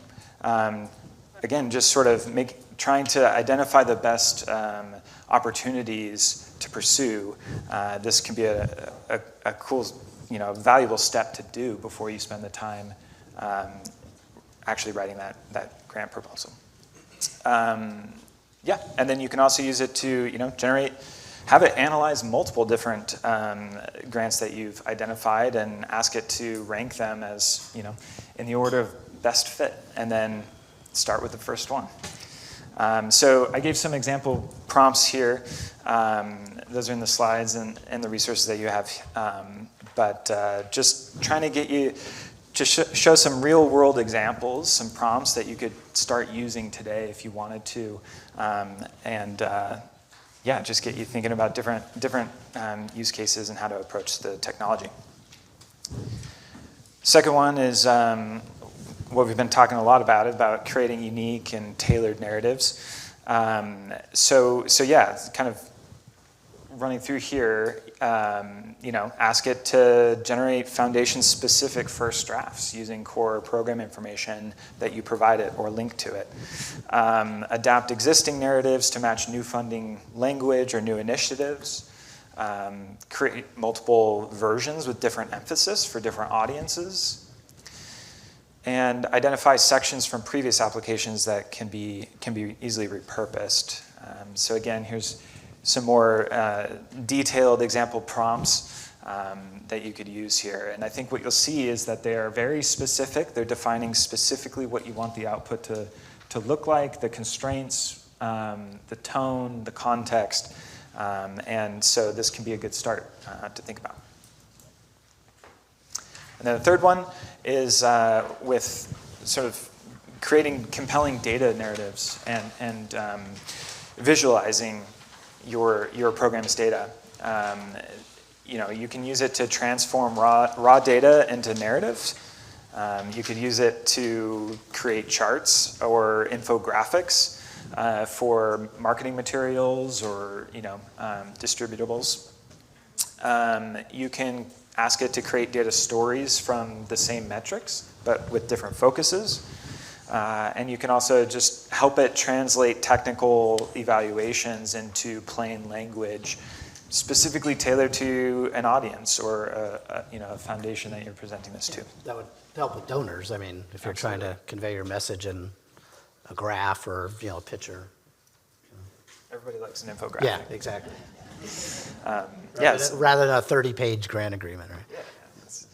So again, here's some prompts here just to get those wheels turning. And this is just the tip of the iceberg. But I think the goal for today, and I hope that this is true, is that you are leaving today with some tips, some tricks, maybe some inspiration on how you can start using generative AI to actually solve your problems, and instead of just hear somebody tell you that it's powerful. So. All right. Do we have time for some more questions? Because I know that there's some hands that want to go up, but if not, that's okay.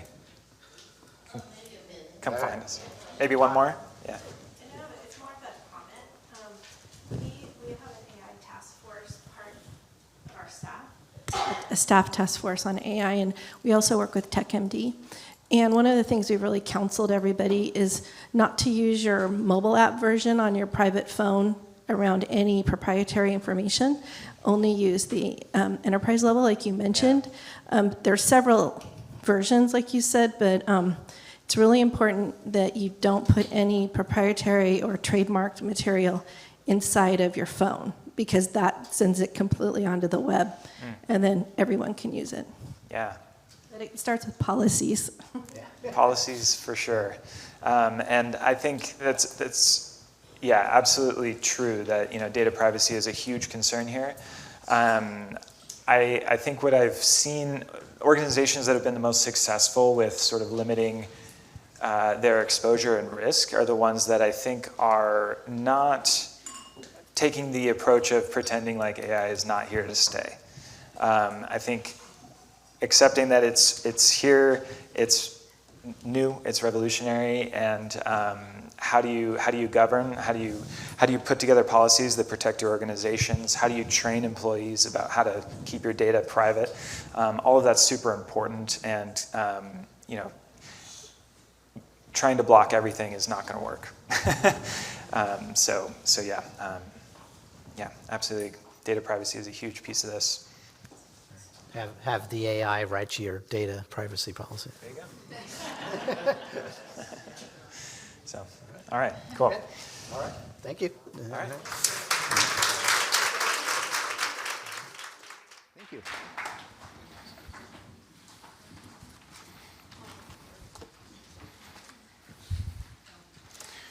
From generative AI to IRS Form 990, we have quite the programming range, don't we?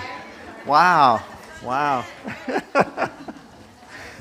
Well, thank you for hanging in there. This is our last session of the morning, and then we'll have a little bit of time for Q&A and some networking if you can hang out with us a little bit after this. I'd like to start this session with a question, and the question is, can the 990 actually be a competitive advantage for your organization? And my hypothesis is yes, it can. So I'd like to explore that in a few slides with you here.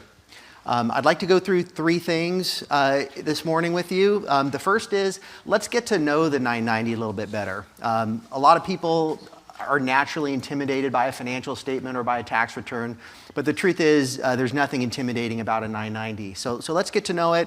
It'll be our friend. It'll help us down the road. The 990 also feels misunderstood.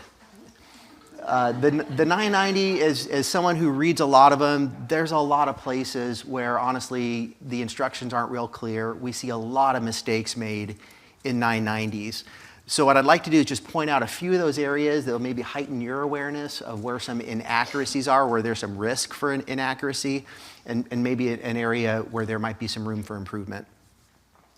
And then lastly, let's help our 990s be all that they can be, so that they can go out in the world and be a competitive advantage for us. Now, even if you don't believe that and you say, hey, this is a tax form, it's not going to be a competitive advantage. Come on. Do I need to care about it anyway? And again, the answer is yes, you do. As you know, the 990 is a public document, so everybody can read your 990. So I would suggest any executive, any board member, you have a vested interest in making sure that that information is as accurate as it can be. We also know from studies that people make giving decisions based on the 990. Not everybody has audits. Some people like to read audited financials, but everybody likes to read the 990. And so giving decisions are being made based on what's in your 990, so you should know that. We know there's a war for talent going on in the world, whether it's for board members, whether it's for executive talent. The 990 is often read by those individuals as well. So again, it's in your best interest to make sure the document is top class. And then lastly, regulators. Again, we certainly don't want to wrestle the feathers of any regulators at the moment. So again, making sure we have a good, accurate, complete 990 keeps the regulators happy. And that was very alarming what you said earlier, Jared, about some of the screening the IRS is doing for certain words that are in the 990. So appreciate that warning. So let's get to know the 990 a little bit better. So a couple things to know. First of all, the IRS last redesigned the 990 in the 2008 tax year. So we've been using the current form for about 20 years. If you want to do something fun, go back and look at one of the older 990s. You'll be amazed at how skinny they are and how little information they are compared to what we have today. So we have taken a big leap forward in terms of transparency. The IRS, when they redesigned the new 990 we're using today, it said it had 3 guiding principles. Enhancing transparency, which check, I think they did that. Promoting tax compliance. There's a lot of questions in the current 990 about tax compliance, so check that one. The last one I'm not so sure of, minimizing burden on the filing organization. So that one's a little bit tougher, and maybe we'll just be nice and say the jury's still out on that one. Unlike most IRS forms, the 990 are really not tax forms. For most of nonprofits, we don't pay tax. Yes, there is unrelated business income tax. That's a little bit outside of the scope of what we want to talk about today. But really, the primary purpose of the 990 is not to report the financial information. It's really intended to provide the IRS and the public information about your programs, your activities, your relationships, your transactions, your governance practices, but also some financial data as well. And if you can imagine the 990, we have a cover page, and yeah, there's some financial numbers on the cover page, but as soon as you flip the page and get to page 2, what's right there? It's tell us about your programs.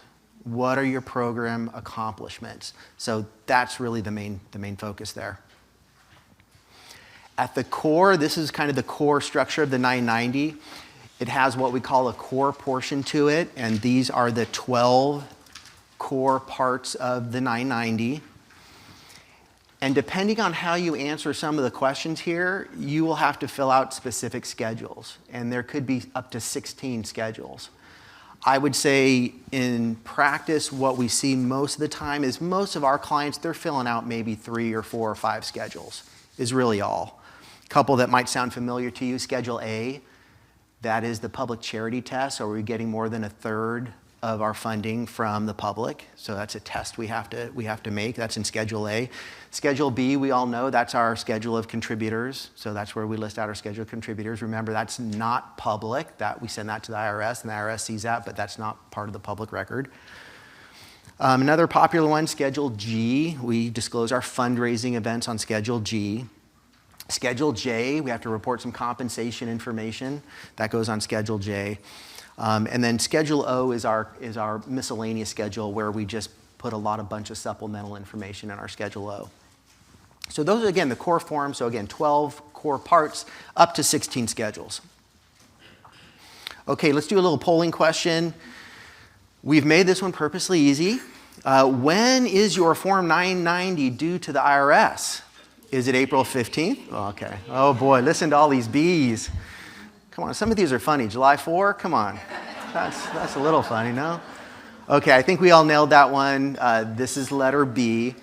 So again, some of you may not have a calendar. You may have a fiscal year end. So again, it's the 15th day of the 5th month. If you're a calendar, the 5th month is May, so May 15th. And you know that many organizations can file for an extension. If you need an extra 6 months, you can file up to an extra 6 months. You don't have to pay a fee for it. You don't have to ask permission for it. You automatically get a 6-month extension if you'd like it. Okay, so let's talk about the poor misunderstood 990. And so what I'd like to do is just share a couple of observations as someone that reviews a lot of 990s of where some mistakes are frequently made, and even where some clients sometimes struggle with perhaps an accurate or maybe an improved presentation. So this is part three of the tax form, and this is a really great spot for you to do some marketing for your organization. You'll hear the auditor say, no marketing in the audited financial statements, just the mission and the facts. Well, here you get to do a little marketing and tell the world about your mission.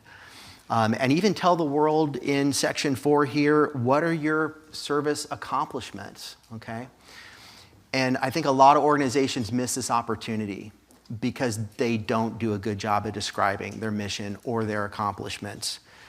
And let me give you an example. So if we pretended that Haskell and White was a nonprofit, we might describe our mission as, or maybe even our service accomplishments. We might say something like, Haskell and White advises Southern California's middle market businesses.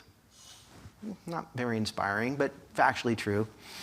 What if we said Haskell and White advises Southern California's middle market businesses by providing best-in-class audit, tax, and advisory services?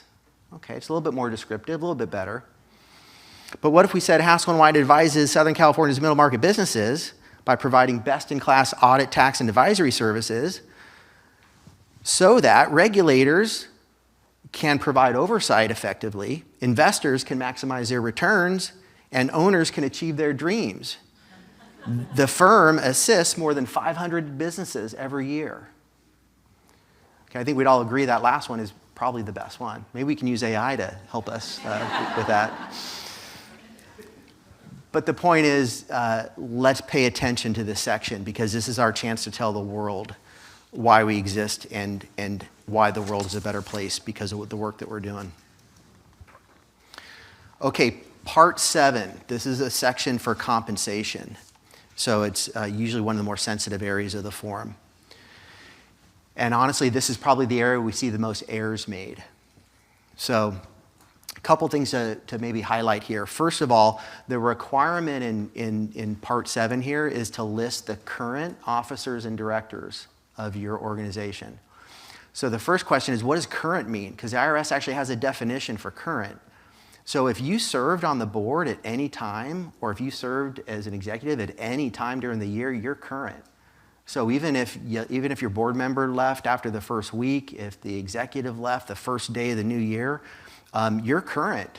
So the IRS wants you to list out everybody that served for that fiscal year. Okay, so sometimes we see clients and other organizations say, well, this is like at the end of the year, right? This is who's on my board at the end of the year. No, it's whoever served during the year. So oftentimes this list is understated. So just know that that's the definition of current there. You'll see where the arrow's pointed on letter C here. There's a couple more terms that we need to be familiar with. One is officer, so we have to list our officers, okay? A lot of times your bylaws will tell you who your officers are, right? Oftentimes it's a board chair, might be a vice chair, might be a secretary or a treasurer. Those are all officers, oftentimes according to your bylaws, so they should be listed accordingly. The IRS also has 2 mandatory officers that they require you to declare. So who is the top management official in your organization, and who's the top financial official in your organization? They are required to be listed. Can they be the same person? They can, yeah, they can. You could have the same financial leader and management leader, especially if you're in a small group. Does that mean if maybe you don't have a CFO and all you have is an accounting manager, do you have to list that person as an officer? Probably not, probably not. There'd probably be above that level that would be really in charge of the finances. So again, a couple things to remember as you're thinking through your officer list. Key employees and then highly compensated employees. These are more requirements to disclose on part 7 here. So there's a very strict definition about who a key employee is. And again, I think the IRS has done a little bit of a disservice to us here in terms of how they've mandated these definitions. A lot of us think key employees, and it's very intuitive who my key employees are. But the IRS has a test that they make you go through. So you got to make at least $150,000 to be a key employee. You have to have influence over the organization. And one of the definitions of influences is you're managing a segment that's responsible for at least 10% of the organization. So if you got a bunch of different programs and maybe one of them's over 10%, you might be if you're making over $150,000, you're a key employee. So again, there's a very specific definition of that, so please don't lose sight of that. And then for the highest compensated employees, the requirement the IRS has here is if you have individuals in your organization making over $100,000, then you have to list your top 5 that are making over $100,000. So again, a lot of public disclosure on compensation. Does make some folks uneasy, but again, it's required. One thing I think is odd is that the IRS didn't index this to inflation. So I think they came out with these levels probably when the new tax form came out almost 20 years ago, and they haven't indexed it to inflation. So I think it's time that they maybe think about that. So Rick, I worked on the committee that we started working on in 2008. Oh. In 1998, Mm-hmm. Urban Institute Committee and AICPA. Actually, we identified 150,000 in the late 90s. So they never updated that. Right. Wow. Okay. Yeah. Overdue for sure. Yeah. Overdue for sure. Okay, let's jump ahead. The next part is part 8. So this is the statement of revenue. So what do we see when we look at the statement of revenue sometimes in terms of a couple of maybe areas for improvement? One is the tax form here for revenues, it actually has a reference to GAAP accounting. So for those of you that know GAAP accounting, contributions fall under ASC 958. The IRS says, hey, you can use your 958 revenues for this part of the form. So that's kind of neat. There is one exception, though, that is typically in your audited financial statements that is not in your tax form, because the IRS doesn't want you to report a certain type of contribution. Anyone know what that is?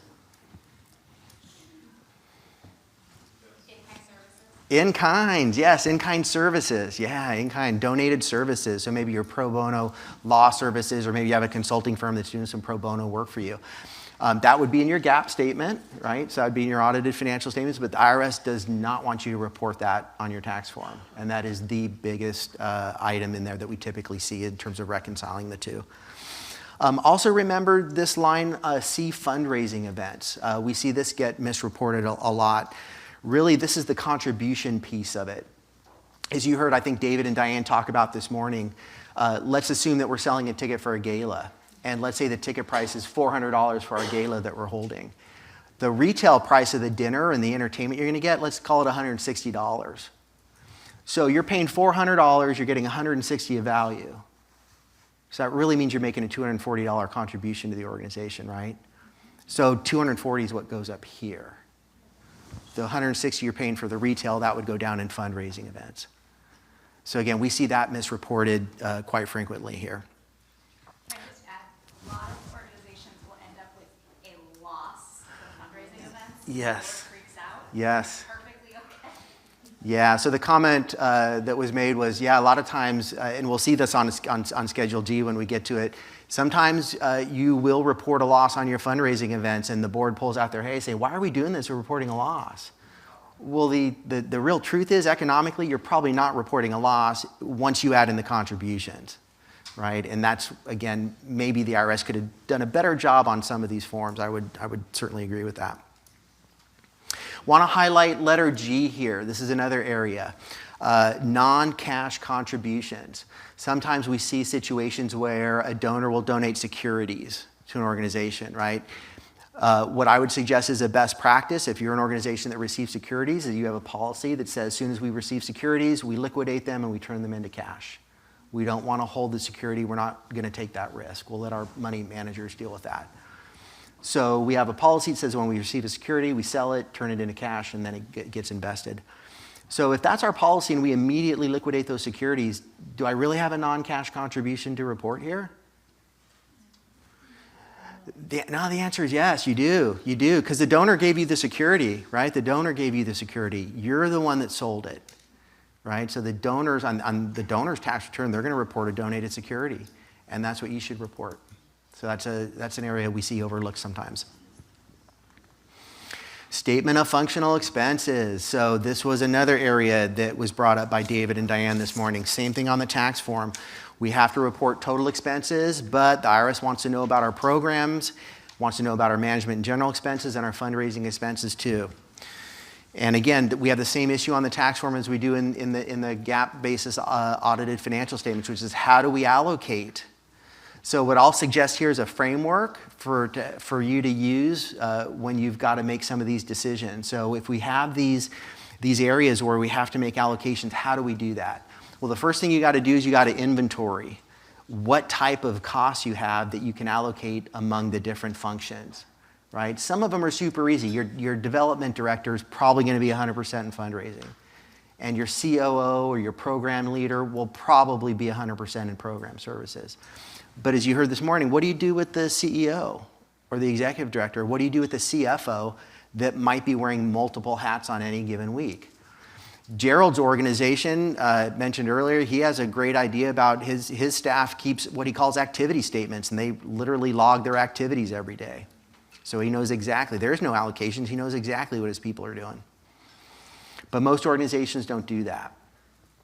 So again, let's inventory our costs. Let's see which ones have some overlap that we have to deal with. Occupancy, that's another one we see, right? Sometimes you're renting a space or you have facilities and you have to make an allocation. What part of it is being used for program services? What part of this facility is for the G&A? And what part of it is maybe contributing to fundraising? And make an allocation. So inventory them all, and then we do our analysis, and then we have to figure out how do we allocate to the different categories, okay? And again, that's gonna be probably a lot of interviewing, probably looking at economics, what makes economic sense. Maybe I allocate by square footage, maybe I allocate by head count, okay? But there should be a rational methodology to how you do that, and it should be documented so you can get through your audit. And then the third part of this framework I'd recommend is you do some benchmarking. So how do your allocations this year compare to how they were last year or maybe the year before? And how do your allocations in terms of program services maybe compare to your totals? How do they compare to your peer group? And how do they compare to your budget and the goals that your board has set out for you? So you can do some benchmarking. Okay, let's move out of the core part of the form, couple things on just a couple of important schedules. So here's Schedule A.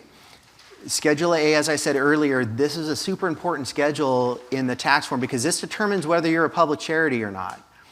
So this is really going to ask you what, out of all the revenues you collect, how much of it's coming from the general public. And you've got to keep this above a third to maintain your public charity status. What happens if it's not? What happens if you're below a third? And let's say that maybe you have one or two donors that are almost supplying almost all of your donations. Yeah, I heard it out here. Yeah, you're not a public charity really, are you? You're kind of like a private foundation.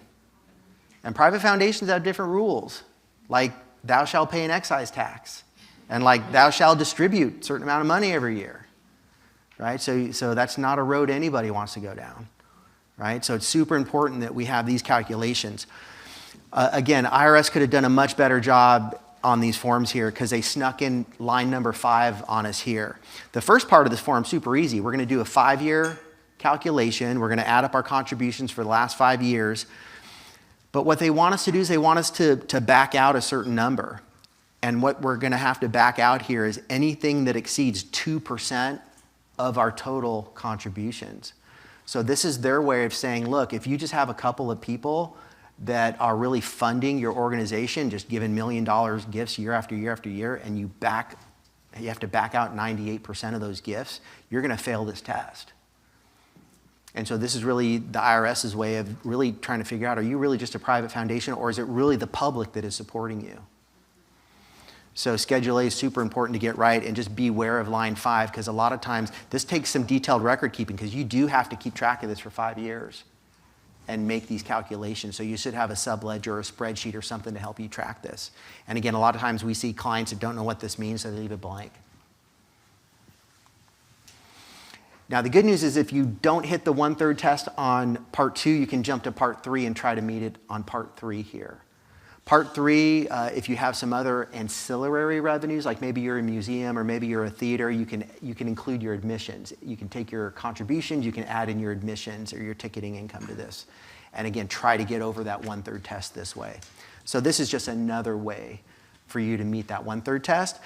But again, they make you back out certain numbers here too, and this one is where the arrow is on line 7. So just beware, because again, we see a lot of these just left blank, because either clients haven't been tracking this for 5 years, or they look at it and say, I don't know what this is, I'm leaving it blank.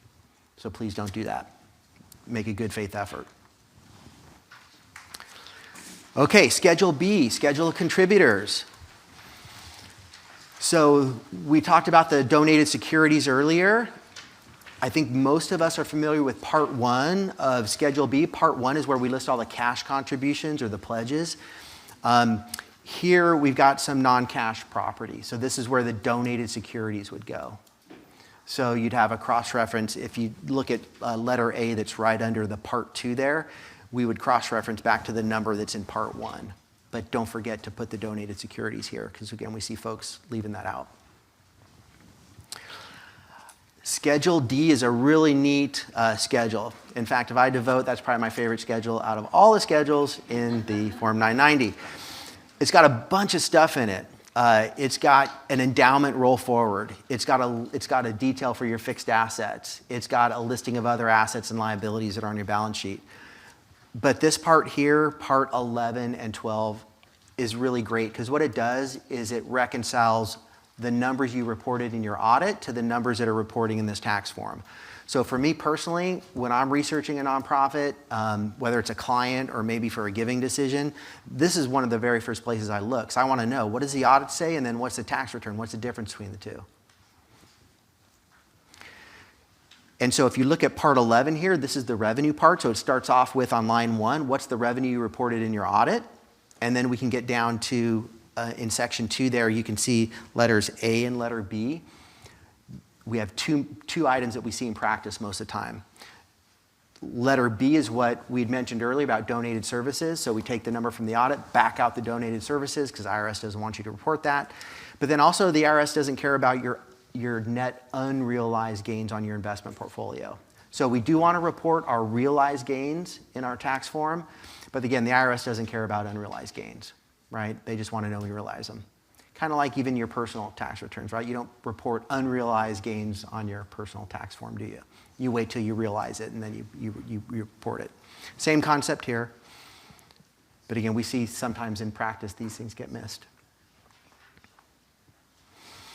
Schedule G, we'd mentioned Schedule D in fundraising. So the comment from the crowd earlier was, hey, how come sometimes we report a loss from our fundraising events? Well, again, it's kind of the design of this form here, because in the example I gave earlier, if you sell a gala ticket for $400, your line 1 gross receipts is going to be $400, but then you're going to back out $240 for that contribution because the retail value of that ticket was $160.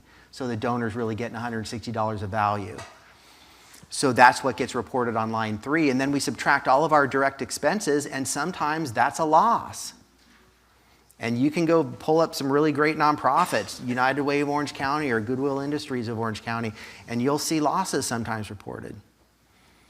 But that's only because we're not counting the contributions. So again, not a super great job the IRS gets on this tax form here. But that is okay, and again, it's just important for donors and board members and managers to understand that that's why it's the loss. We're not counting the contributions. Okay, polling question number 7.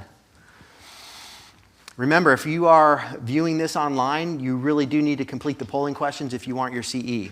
So I think this is your last opportunity. How many Forms 990 does the IRS estimate will be filed for the 2024 tax year?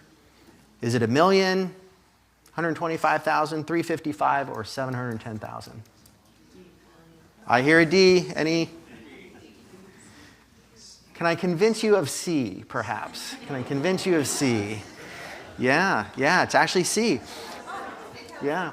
And what's interesting, again, if you want to audit the auditor, you actually can, because if you go to the instructions for Form 990, you will see 355,000 is what they're expecting. Okay, this is just for the 990s. They have different numbers for 990 PFs, different numbers for some of the shorter Form 990s. But for 990s, they're expecting 355. So there you go. Okay, final thoughts. So how do we help our 990 be all that it can be? How can we put it to work for us and make it a competitive advantage for our organizations? Kind of like what you heard earlier with the audit prep, we have to have information gathering strategies.